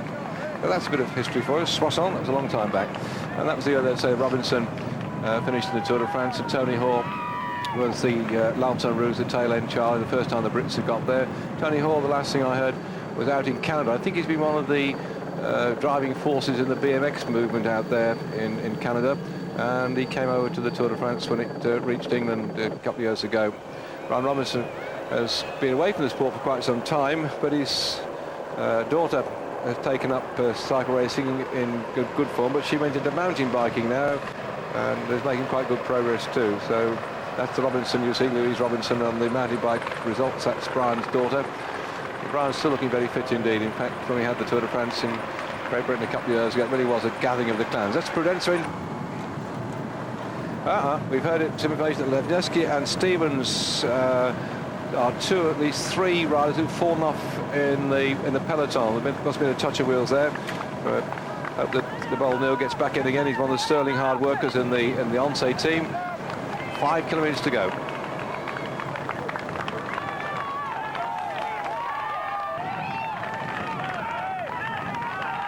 Next to Pinot and Charnay. Now that nice fizzy drink that's beloved by victors and unfortunately splashed all over the place, but there'll be some celebration tonight. I'm going to have a drop of the old Dom Perignon, or perhaps some Lanson Black Label. I'd prefer that myself. Well, we're going to see the sprint now and see who's going to celebrate at the end of this one. Okay, you back at home, try and pick your favourite. On the back here is Saugrand from Aubervilliers-Peugeot. On the front at the moment is Hulot for Gann. On the right-hand side of him, left-hand side is Yarman, who's a very, very crafty rider indeed. Danny Nelson, I think, will try and go for a long one. Piccolo's in the best position at the moment. Piccolo, the little Italian rider, stayed victor in the Tour of Italy last year. Looks like he might well to try and get one this time. And all watching each other. Slight uphill finish. The Aubervilliers rider, probably the better climber of the two, but not the best sprinter. This is very, very cagey stuff, isn't it? They're all waiting for someone else to make the move, so they get on the wheel. And Hulot is in a difficult position, but he's going to ride in for the yellow jersey, so I don't think he's going to be too concerned. Nice to get the stage victory and the jersey, but if he doesn't get the sprint, I don't suppose he's going to be too worried. But he's certainly going to have to keep out of harm's way. He doesn't want to sort of fall off and break his collarbone at the time when he's about to get the yellow jersey. And there we go, off the back then goes Saugrand of the Aubervilliers-Peugeot team. Launched a long one, I thought he'd go for that. He's a good little mountain climber, and suddenly the elastic snapped, and off the back goes a little Italian who I thought, well, his fixed foot's come off the pedal. That's put him out of contention, leaving Saugrand to hammer forward here. And Danny Nelson's trying to get on his wheel, but Saugrand is going for this one. What a success for Peugeot! Tremendous. Oh, that's so fantastic. This team comes into the race. Aubervilliers-Peugeot, and a lot of people were saying to Jean-Marie Blanc, why do you do it? He said, well, I want to encourage others. I want to know that you can have a good professional amateur team who are prepared to have a go, and he's got a stage victory, has this lad from Aubervilliers-Peugeot. They'll be so happy with that in that area just north of Paris. That is something else. The team manager was told off yesterday, or at least he told the riders off, for not showing when they ran down so close to Aubervilliers. And now you can see they've got a stage victory the next day, having been told off. The wagging of the tongs had its effect. It's brought a victory here. But as far as the French are concerned, not only have they got a victory today in young Saugrand, the 23-year-old, who's taking the stage here from Soissons to Lac Madine, but they've also got the yellow jersey on the shoulder of Hulot, who tried to get the stage. He's come in 4th place, but that's his success and the success to Saugrand. What a day we've had. Nelson unhappy, but a win for Saugrand.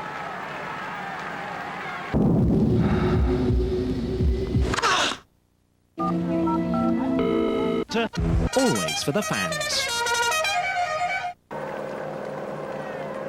The main field coming thundering along now to try and keep that deficit as close as they can do, because the celebrations are going on apace at the finish after that stupendous ride by those 5 men that broke away and really have shown the way home for the yellow jersey. Now gone on the shoulders of Moncassin, the Gain rider, and over to Hulot. We hope we may be able to show you that in the programme at some point. So they've got plenty of time to get ready for it, because the gap is opening up now, and still the big field are not in sight of the finish. Just going under the 1 kilometre to go, and we've seen a stage, I think, which is going to set the scene for a few days yet to come. But again, you can never say tomorrow that another group might go away. I was always hopeful the same thing might have happened earlier on in the race, but it didn't quite happen that way. It's just happened now. The first 2 days, the conditions, the roads are pretty grotty and horrible, and the riders are a bit upset by riding under rather bad conditions in Holland, and then certainly into headwind as well. And on the right-hand side, you see the yellow jersey of Moncassin has lost that jersey, and now there's going to be a bunch sprint up just for 6th spot here. And in fact, Moncassin is going to try and get round the green jersey, and the green jersey on his wheel. What Sverada's doing, he can just track Moncassin in, because there's only going to be about between 2 and 1 point to on the finish here. Providing Moncassin can't get away from Sverada, but he won't, then Sverada will keep the green jersey. But you see the Gain boys trying to lead him out here, so that in fact Moncassin can cut that deficit on Sverada. Sverada already beat him in a sprint when we went to the first prize of the day. But what's going to happen now? And it's gone down! The green points jersey's gone down! Sverada's out of it, and over the line goes Moncassin. He'll take the green jersey. What will the judges do now? Sverada is off, and he is disgusted with that. Now, was he switched? He'll be given the same time as this group here at the moment, but let's watch this one again. He hits the back wheel of Traversoni. In no way was that Traversoni's fault. And the rest come tumbling down.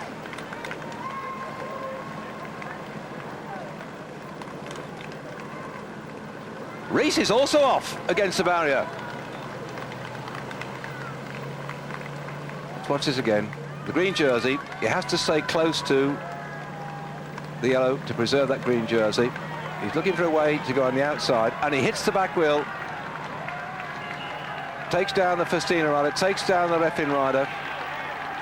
In the meantime, Traversoni is still going all over the place. Well, what a day we've had.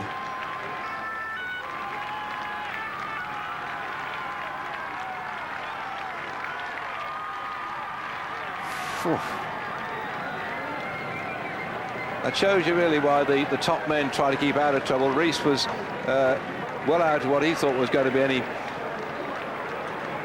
fallers, but he nearly got swept down then. And the rest of them, Romigos, the Jalabers and the Indrains this world, still coming in the main pack, but staying out as Sverada comes in, absolutely disgusted with that one. So he's now finished his race, dragging his bike across the line. And it was not in any way Moncassin's fault, so I think in that circumstance, I'm not a commissaire, I've got my rule book, but I'm not that close to the very fine print of the UCI commissaire. As you look now at the Lac de Madine, which has been used as past for the Grand Prix de National and what have you, finishes here of the time trial stage in the Tour de France a couple of years ago. We've seen so much drama today when 5 men time trialed off the front and brought the victory to Cyril Sabrin and the yellow jersey onto the shoulders of Stéphane Hulot. Here he goes. The man there waiting could never expect it, I suppose, when he started out on the tour, that he'd be out there as a victor on a stage in the Tour de France, but he's done it, and Aubervilliers on the north side of Paris will be delighted with that one. The Aubervilliers Peugeot rider, this team, and many people asked the question of Jean-Marie Leblanc when he put this team in, because they were not in the top echelon of teams. I think they're around about 33rd or something in the UCI rankings, and he said, well, it was a reward for their efforts. They've been showing throughout the season, and as soon as they got in the Tour de France, they recruited another couple of riders to give them the experience. The team man has never been in the Tour de France before either, by the way. He was just a young rider out with the Normandy team, and then he became interested in sports management. So what a great success for the this young team. Brilliant. That's what sport stuff is made of. Frenchman Cyril Saugran was the winner of the 4th stage of the Tour de France. Saugran of the small Aubervilliers team near Paris was part of a group of 5 riders which broke away 200 kilometers from the finish at the Lac de Madine. Danny Nelissen of the Netherlands was second on the stage, with the Swiss Rolf Jährmann third.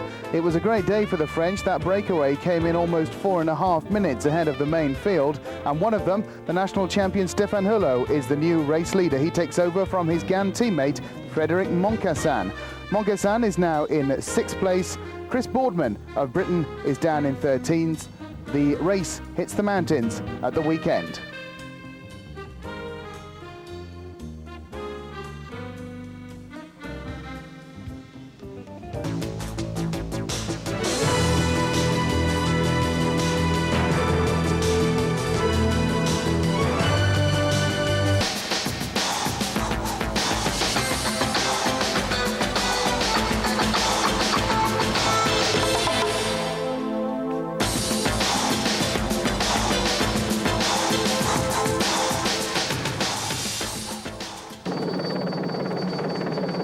This is again a disappointing day as far as the viewers back home are concerned, and the riders on the bike as well, because you've noticed we've been delayed in coming on air to bring you the stage then from Lac de Madine to Besançon. Unfortunately, the headwind again has had its effect, and not only that, it's been bucketed down. We've had really cats and dogs and lots of rain and miserable conditions, not too warm either, so not surprisingly, these riders on which what is the second longest stage of the tour have sort of sat together, huddled together for warmth, although now the sun has come out and they've taken off their nice clear anoraks, had clear anoraks on to stop the rain getting too wet earlier on, but they've taken those off now, but still nobody at the moment is prepared to have a go. We've had what, 1, 2, 3 results I can tell you about so far in the proceedings on the stage so far. They set off rather slowly, 26.3 kilometres in the first hour, and the second hour 32.5 kilometres in the hour. Well, that's just 20 miles an hour, 32 and a bit is 20 miles an hour, so they pushed the speed up, but not very much. And within that time we went over the Côte de la Carrière, and that was a 4th category climb. Veronk decided to show his legs, and he nipped off the front and got over there in first place. Pascal Richard was in 2nd spot, and Danny Nelissen, who wears the polka dot jersey as King of the Mountains, he was in 3rd spot, helping himself to a few more points. So that was after 41 kilometres had been covered this morning.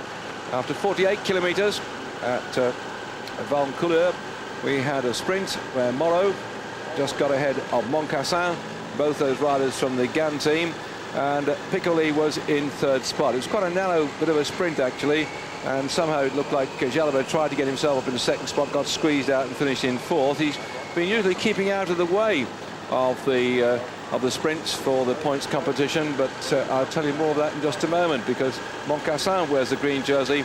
He got himself an extra 4 points in the competition by finishing 2nd at Valcouleur. And just before we came on air, after 143 kilometres had been covered at Blondefontein, Minali took that sprint ahead of Moncassin, and Jackie Durand was in 3rd spot. So that was the sprint just down the road. We see a helicopter hovering behind there with the cameras on, picking up the pictures of these riders.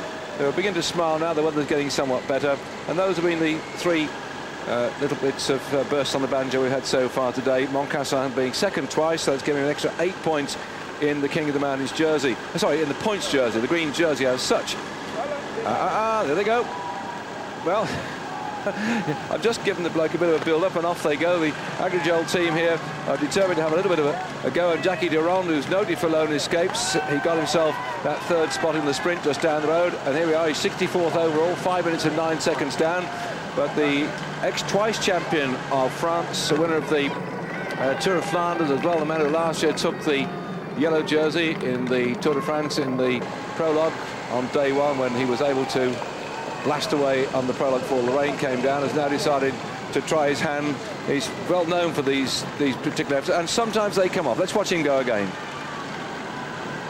Over the far side, up behind the motorbike, pretty typical tactics, flicks in behind, flicks outside, then goes in front, hopes he's out of sight of the chasers, but it looks like he now might well be joined. So we're about 150 kilometres at the most, I think we covered today, of the 242. So we've got thick enough another 100 kilometres to come.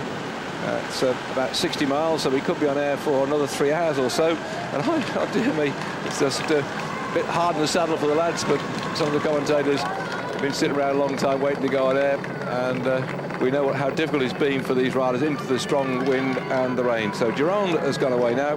I'll just ID the others two for you as fast as we can do if they stay out there very long. But I was talking to you about the green points competition while they sort themselves out now, and the interesting news this morning is that Cipollini did not start. He was not feeling very well at all, and so he's gone back home to get himself well again and to train for Atlanta. So is Knaven of the TVM team. He didn't start either, but in the competition for the green jersey, we saw that almighty smash yesterday when Sferrada came down trying to stay close to Moncassin to keep the green jersey on his shoulders. Sferrada has abandoned today. Sferrada has abandoned today. I say it twice so that they go, whoa, gosh. Well, after his crash yesterday, we're not surprised. It really shook him up somewhat. And what a disappointment that was, because Sferrada could have been in with a chance of getting the green jersey at the finish in Paris, but now he's out of the race. So it really blows the green jersey competition wide open. And Moncassin, who starting out this morning in the competition in the green jersey following the crash of Sferrada, on the overall competition, he had 112 points to Sferrada's 100 points, and Eric Zabel of Telecom was way back at 88 points. So Sferrada's out the way now. That leaves Moncassin head and shoulders above the rest for the points competition at the moment. But do bear in mind, every time they finish on the arrival line, the points run down: 35 for first, 30 for second, 26 for third, and so on down to 25th place. So Moncassin will still be under pressure from people like Zabel, Blyleven's, Traversoni and so on, but without Cipollini and Sferrada.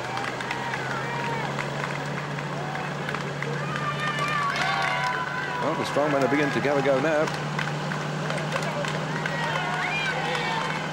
Again today, a fairly flat course. Just got one more fourth category climb. Some 12 kilometres from the end of the stage, as these two try to catch our 3 breakaways down the road. Another one goes across, and another one, and another one.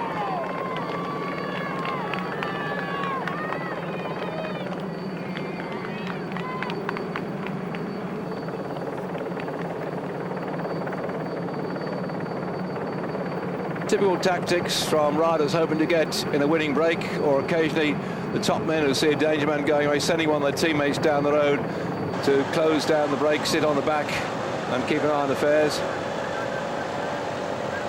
Could be just about the right number at the moment. 3 down the road, another 3 coming up now, but once it gets sort of gone behind, sort of gone 7 or 8 or so, it gets a bit unmanageable, particularly if some of the blokes won't work.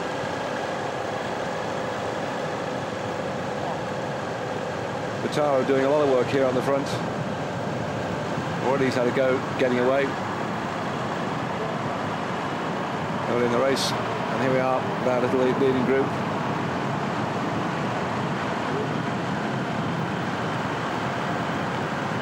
Well, they started it all. Well, I should say Jackie Brown started it all. And you can see the positions on the road at the moment, with Gironde, Ellie and Martin Den Bakker heading this chase to the finish.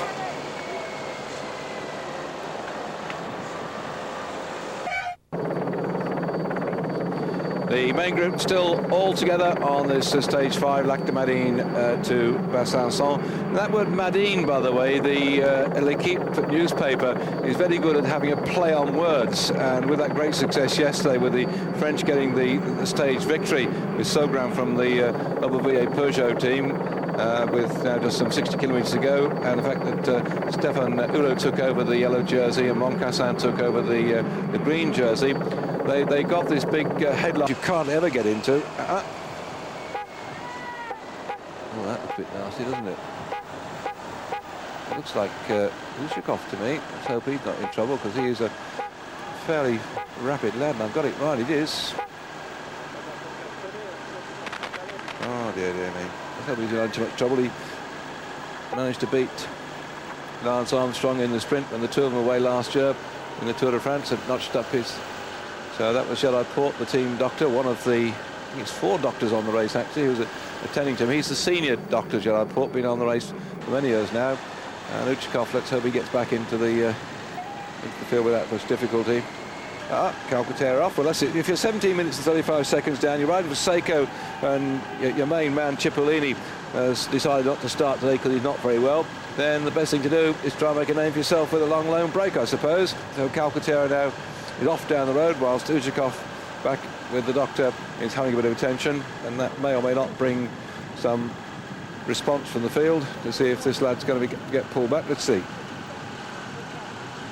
Oh, well, these are very confident horsemen, and they have to be, because they get very frightened with the cyclists alongside them and the motorcyclists. And we have seen them run into the field before, but that man's got his horse well under control, thank goodness.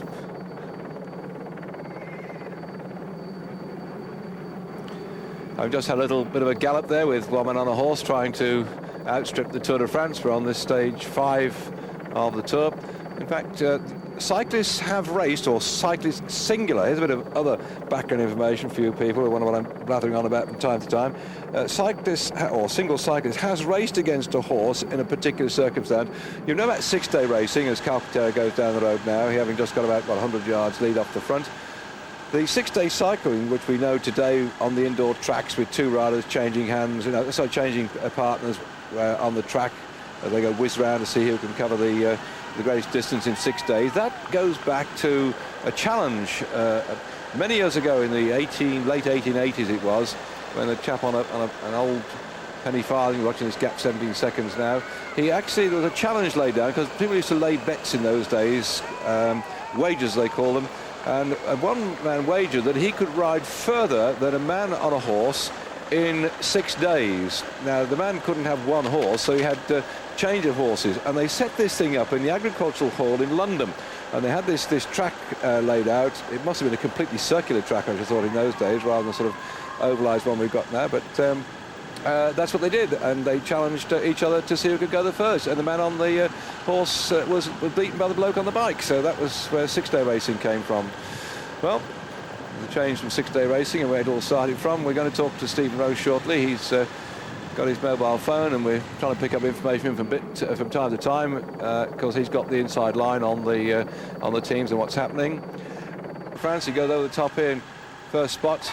Some very nice old faded photographs that Brian Montgomery was showing me the other day, and of some of the old days in 1920s of the Giants. They were fantastic to look at. There we go, ripping away. Well, the polka dot jersey is on the shoulders of Nellison, and I don't think, looking down that lot, that they're going to challenge him at all in taking that jersey off him.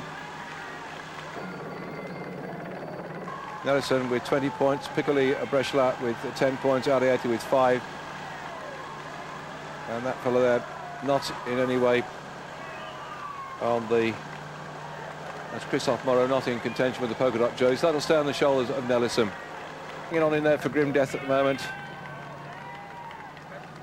Riding on those very special Spinergy wheels. The 4 spokes this side, 4 spokes the other. Very thin carbon fibre blades they've got on it.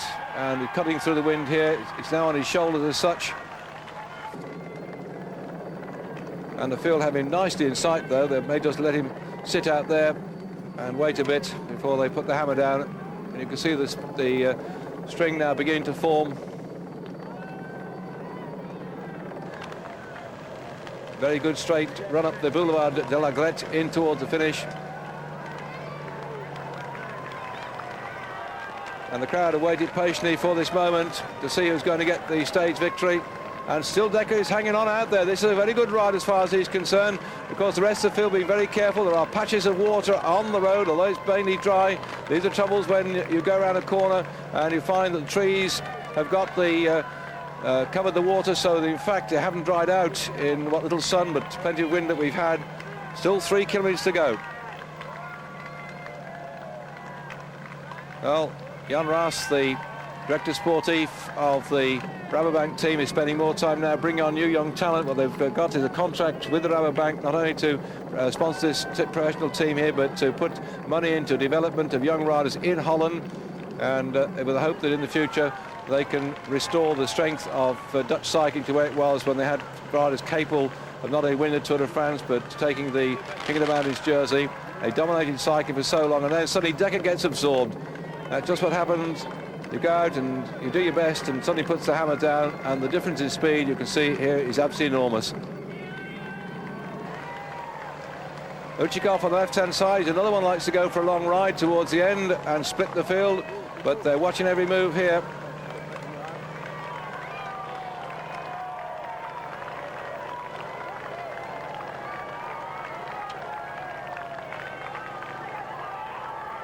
Oh, it's a tough old run round the finish, because you've got to judge it so far, so right. Well, they're going to look around here. See the map, he probably looked over his shoulder, then eased back a bit, because they're looking really for Museo, who's their #1 sprinter, and nobody here seems, hey, it's not my turn to do all the work. 2 kilometres to go as Jamil starts to try and come through. He's not going to go in any stick at all. He's going to flick across and go the other way. He looked back and then accelerated again. He's on the far side. Inside the final 2 kilometres to go, and then after him, Bjorn Ries, third back from the front. Festina riders sat in there at the moment. And seeing it, we haven't got the usual arrowhead we've had in the past of one team on the front, maybe 3 or 4 riders, and the rest tucked in behind. It really has now, with Seiko team having no interest in towing Cipollini into finish. They've eased back a bit. Amazingly, TVM haven't shown much to the front either, because I thought the Blylevens might have been in with a shout, and so given opportunity again for the Rabobank riders afar. Yet another one, there he goes, and that looks to me this time like Ekimov. In fact, 3 of them are going across there. They're trying to try and get there in numbers now, or they'll slow it down. That's what that man did, and that was a superb piece of tactics. He just sat back there, eased back, and now Motorola coming across the gap as well. Try and get in there, but still Ekimov is going here. Absolutely flat out the front. These are tactics that he likes. About 1.5 kilometres to go, and he's burying himself at the front. They sent Decker down the road to begin with. That took the sting out of some of the chase, and now he's really got to go for this one. Well, he's won stage in the Tour in the past with these sort of tactics. Is he going to get it this time? Still on the front then. Ekimov hammering away here. Beautiful stylist, but look at them coming at him now. The Telecom team behind, setting up for Zabel. They've got to get this exactly right. And he's still hanging on at the front, but here they come. What a great sight. On the faces, the effort is showing now as Ekimov is still hanging on out there. Ries is starting to come up quick as well. Ries is even doing some lead out. Ries is leading out Zabel. That's an amazing thing to see. And on the left-hand side, Abdul Jabrov starts to go, and Moncassin on the right in green. And on his wheel is Blylevens. Blylevens has stayed behind Moncassin. He now comes over the left-hand side. Zabel is behind Moncassin as well. Blylevens gets to there, and there he goes past as they have rushed across the line. They absorbed Ekimov just before they got the finish, and Blylevens it was that came through to take the victory. Just ahead of Moncassin, who will be disappointed not getting another stage victory, but he's kept the green jersey on his shoulders. And some very tired-looking riders in that group today, although it hasn't been a fast day at all. They're well over an hour late on schedule. It's been a hard day with the headwind, and the rain has just knocked the stuffing out of these riders today. It's been a very, very tough day in the saddle for these 242 kilometres. And there, watch that precise positioning of the TVM rider Blylevens getting behind the green jersey of Moncassin.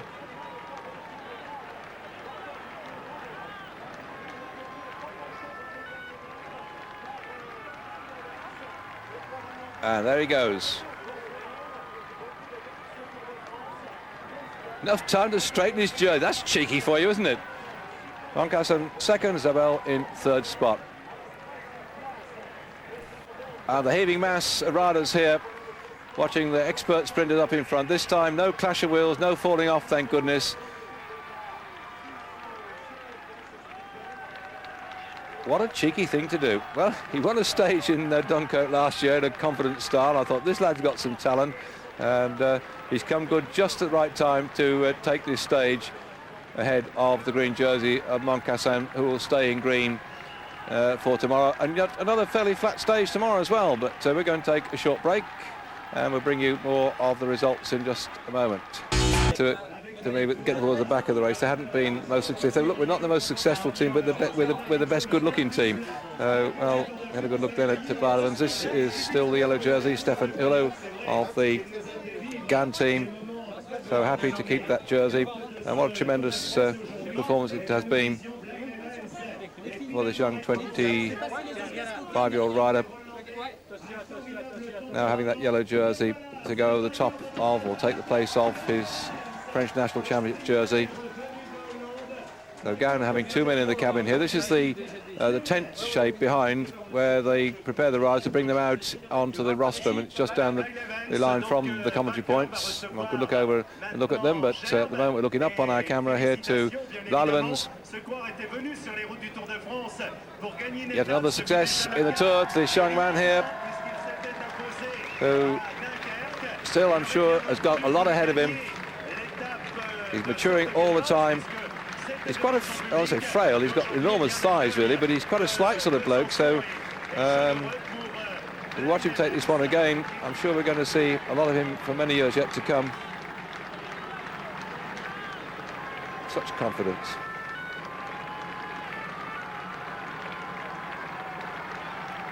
Brilliant.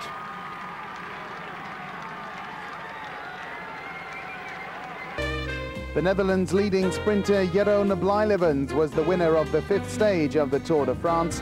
Blyleven's winning by over a length after a mass sprint finish in the eastern city of Besançon. Frenchman Frédéric Moncassin had yet another fine finish. His second place sees him consolidate his green jersey. Mario Cipollini and Jans Verade have both pulled out of the race. Overall, Stefan Hurlo is still the race leader. He's 20 seconds ahead of Italy's Mariano Piccoli. The big names, including Miguel Indurain, are over 4 minutes down, but that all should change when the race hits the Alps this weekend. Remember, the Tour de France is live every day right here on Eurosport.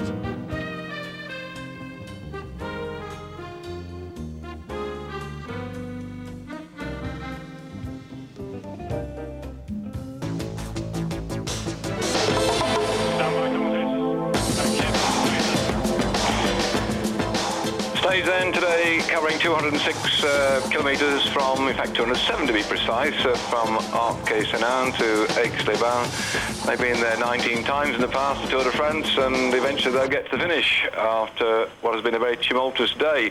We're getting some pictures from the race at the moment. You can see them here through the gloom, and this has been the situation now with just 37 kilometres to go. It's been like this pretty much all the way through the race, and so not long before they get into the finish. We're sorry we've been so late in getting you some stories from the race, some action as well on your screens, but that has been an act of God. It's been raining chiens, I suppose you might say it here in France, and whilst they've had their problems, I've had mine too. As I said earlier on, I'm stuck in a hotel in a delightful part of the world called Saint-Claude. It's in the middle of the Jura, where my motor car ran out of steam because I put petrol in it rather than diesel. Go on, start cheering, but I'm sat in a nice hotel here, the Saint-Hubert, seeing the pictures you're seeing as well. I mean, being in contact with the race and the people at the finish as well, where Stephen Roche is sitting a bit damp like the rest of us.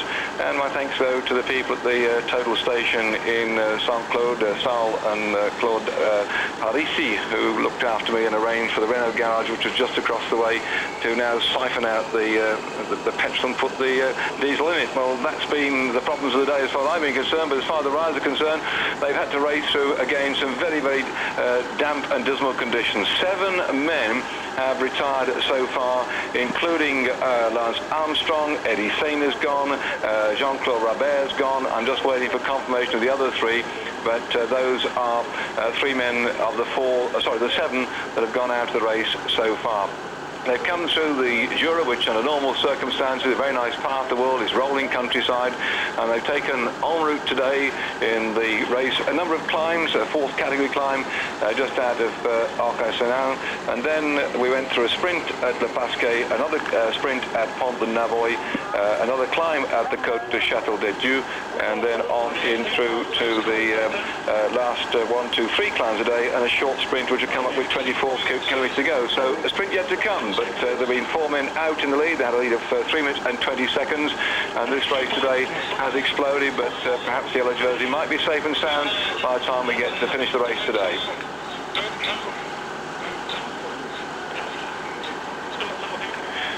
The hammer really has gone down here, and that early breakaway that went after 30 kilometres of action, young Van Bon went away with Saligari, and then amazingly enough a chase set off when Abu Japrov and Ferrigato also went after them as well.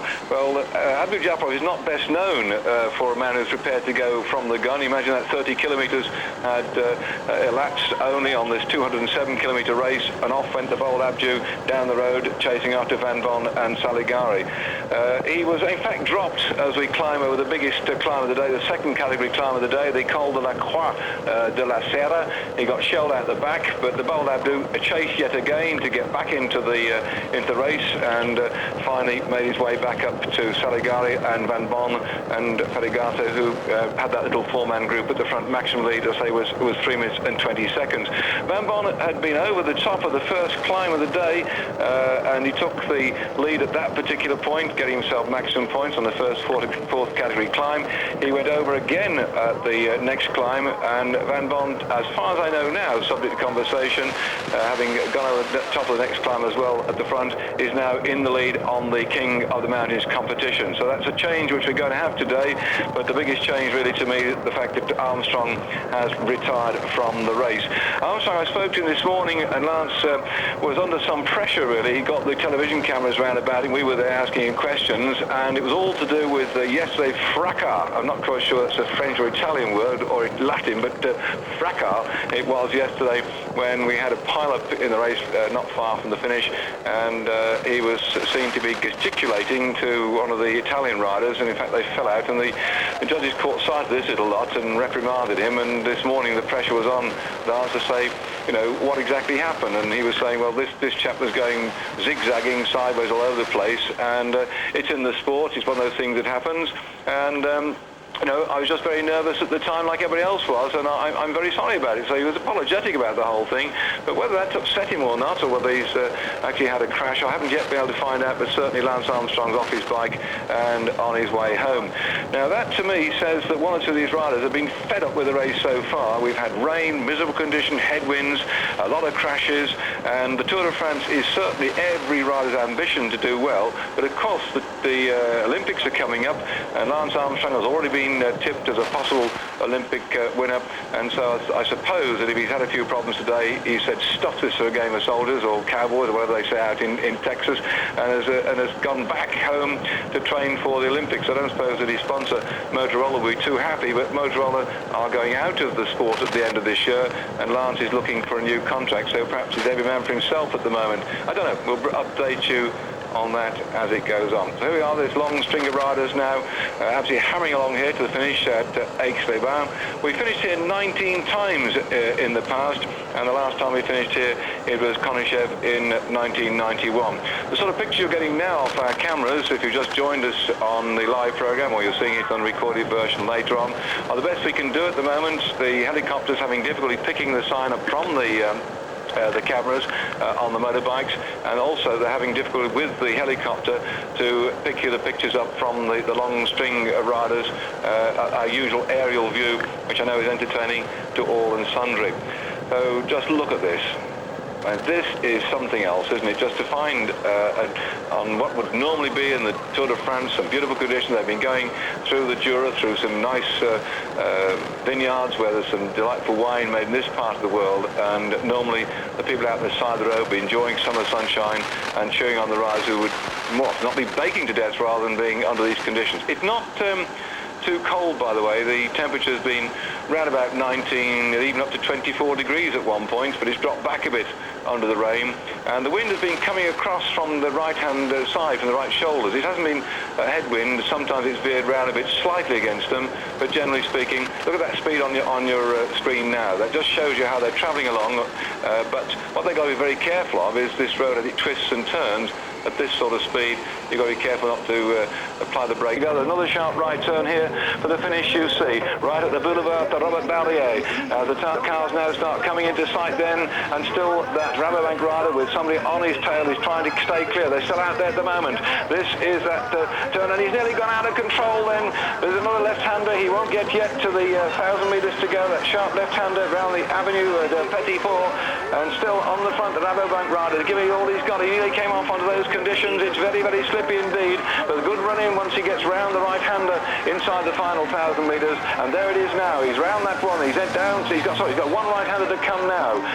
It's going to be a sharp one as such, and can he stay upright and can he stay away as the sprinters now be marooned in the back in that main grid? Cautiously he goes round this one, and now he'll be able to see the finish as he straightens up and comes down that straight with just about another 800 metres to go. Looking back, he's got a good gap here, and it is to me Ekimov on the front this time. So Burgott came down, and he's Ekimov on the front. There behind the Festina riders begin to get together, looking through the sprinters and TVM, but can't see Bladham at the moment. The yellow jersey is still in there, nice and safe and sound, and coming across very quickly indeed. One of the pink jersey, the Once team tries to close that one down. It might be Jalabert, but looks back over his shoulder. He wouldn't normally contest one when there's going to be a chance of a crash. And there, Chamil on the left-hand side looks good too at the moment. Zabel in there too for the Telecom team, just on Chamil's back wheel. Now then, what's going to happen here? Still flying away as fast and as hard as he can. I think this is Ekimov, but I keep my fingers crossed because it's a very murky position looking down here from the finish. It looks probably a little too big for him. If I get it wrong, please don't send all rude letters into me. It's not a nice sort of day, but it's going to be a great day for Rabobank, who's going to get the stage. They've also got the jersey and the King of the Mountains competition as well. That's going to be a tremendous performance as far as they're concerned. They've had a lot of wigging from the Dutch journalists for not being a very, very good team. They haven't been contesting the events this year. They should have been doing, but Jan Ra said, look, I'm building up this team. Give me time, and he's had that time. It looks like he's had the polka dot jersey on the back of Nelson, and it looks like it might have gone over to his teammate Van Bon as well today, and we've now got another stage victory from the Rabobank rider, who looked a bit too big to me to be Ekimov, and I have to admit to you people back at home now that we're not on the finish line. Myself, David Duffield, I'm sat in a hotel, the Hotel Saint Hubert, who looked after me very well indeed in Saint Claude. Since my motor car, I put petrol in rather than diesel, and now the nice man from the garage has repaired it, and we'll be able to come on to the finish long after it's all done with. So my apologies to all you people out there, and my many thanks also to the Parisi family at the Total Station. They didn't put the petrol in. I did it down the road, and suddenly it started to come to a grinding halt. They looked after me very well indeed. Found the hotel here where we could commentate for you and try and tell you what was going on. It was been a very, very nasty day indeed. So, well, this is the things that happened in the Tour de France. These are what the stories of the race are made of. The drama of the men riding at over 25 miles an hour through what has been maroon storms of rain. But they've survived the day, we survived the day, and you've seen some very interesting bike racing yet again. Each week, Motorola and Eurosport offer you the chance to win 2 Motorola. The misfortune of being a commentator when the brakes come up, and then we see Chamil going across the line, but the action replay I'm looking at here was after the first man had gone out, and I'm still trying to make out whether it was Bogart or not that survived that one. There's some more riders coming in here, the Pulte team, because they have in fact gone back to help Luc de Blanc, who was marooned the last time check. We had 2 minutes and 20 seconds back, so here he is in this group now, over 3 minutes in arrears. It's been a very disappointing day for some of these riders who just couldn't hold the wheels up in front, and you can see the state they're in now. Just think of what they've been up to today. 207 kilometres of riding. They've come here, they've taken just over 5 hours to do those 207 kilometres, and they're still trying here to keep their the gap between themselves and the winner as little as they can do, because the race is all on time. I think you all sitting there at home watching this one can just feel for these bike riders today. We're getting down to well inside, less than 190 left in this race. They've been going out like 9 pins. We've lost at least 8 or 9 men today.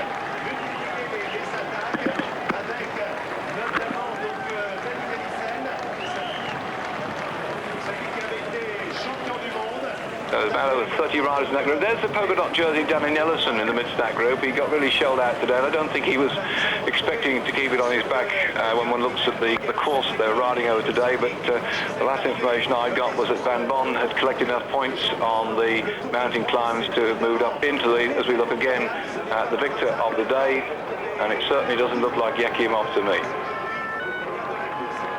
Yes, it is. I should get all the letters and all the people. These blasted helmets, you know. Wish he would shut his mouth and be able to see from here then.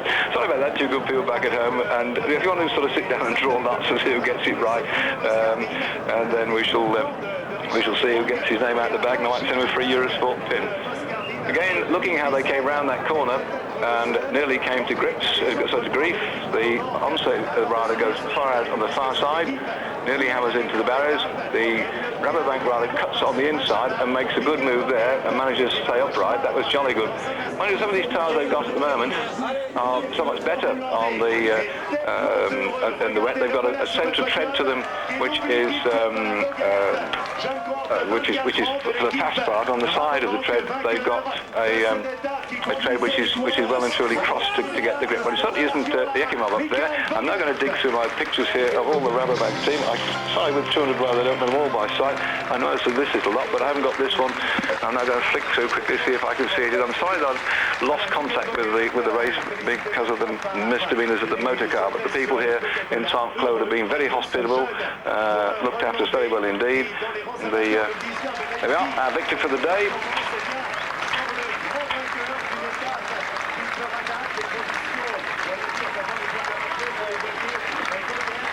Yeah, he looks like, I think about 207 kilometres he's covered today. He's got a nice little dry smile with other blokes. It's all the same. You like to see the winning team or the losing team in the Oxford Cambridge boat race. Every year the winning team looks like they row the course again, and every year the people that finish in second spot seem like they haven't been out. So it looks like they're in for the mill. But I'm certain this is still Michael Bogard. I picked him out. There we are. Now, on my intercom, by the way, the check I've got, they said, in fact, that Bogard had crashed, and I'm so sorry about that, because I picked him out coming off the front. I seemed like I got some bum information. I'm sorry about that, but the information might have been that Bogard was off the front, not off his bike. So I'm terribly sorry about that, all you good people. I thought it was Bogard. I saw him go, I identified him, and then when Bogard disappeared, my thought was they're playing the old 1-2 they did the other day by sending Ekimov down. But it looked too big for him, and certainly when I looked through my Rabobank book here, it looked like Bogard had my pictures. I'd seen him in the lead before, and it seemed I got something down my headphones which was not exactly up to accuracy. I must have misheard something. My apologies to you, but we're seeing now Stefan Ulla of the GAN team taking his yellow jersey yet again. So congratulations here, because he went from the red, white and blue of the French national champion to being the yellow jersey in the Tour de France, and there he goes, surviving yet again. Well, tomorrow he's got a tough old day ahead of him, because we finish up the top of the climb to Les Arcs, 1,700 metres above sea level, and that's after 199 kilometres to be covered. So the day tomorrow, he'll be under a lot of pressure to keep that yellow jersey on his shoulders, and probably it's going to be the first time that the top men will start to let fly to try and cut the gap on that yellow jersey. So there we are, one elated fellow, Ulo still in the yellow jersey. A very mucky one he rode in to finish with, but so Van Bon takes the polka dot jersey for the King of the Mountains prize today, and that's good success there to Rabobank. They've got the victor of the day, and they've got the polka dot jersey as well.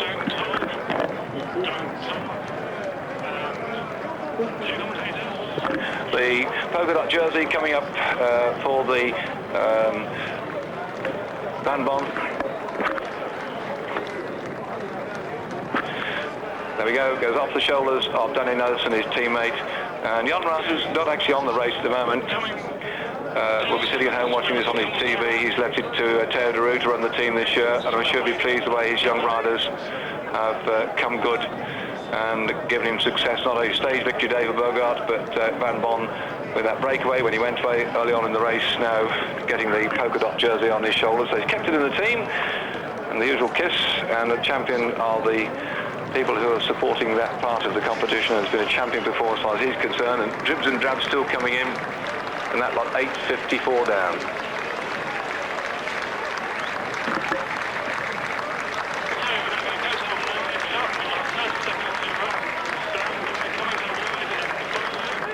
So that's it, polka dot jersey underway. I think the green jersey still stays with Moncafan.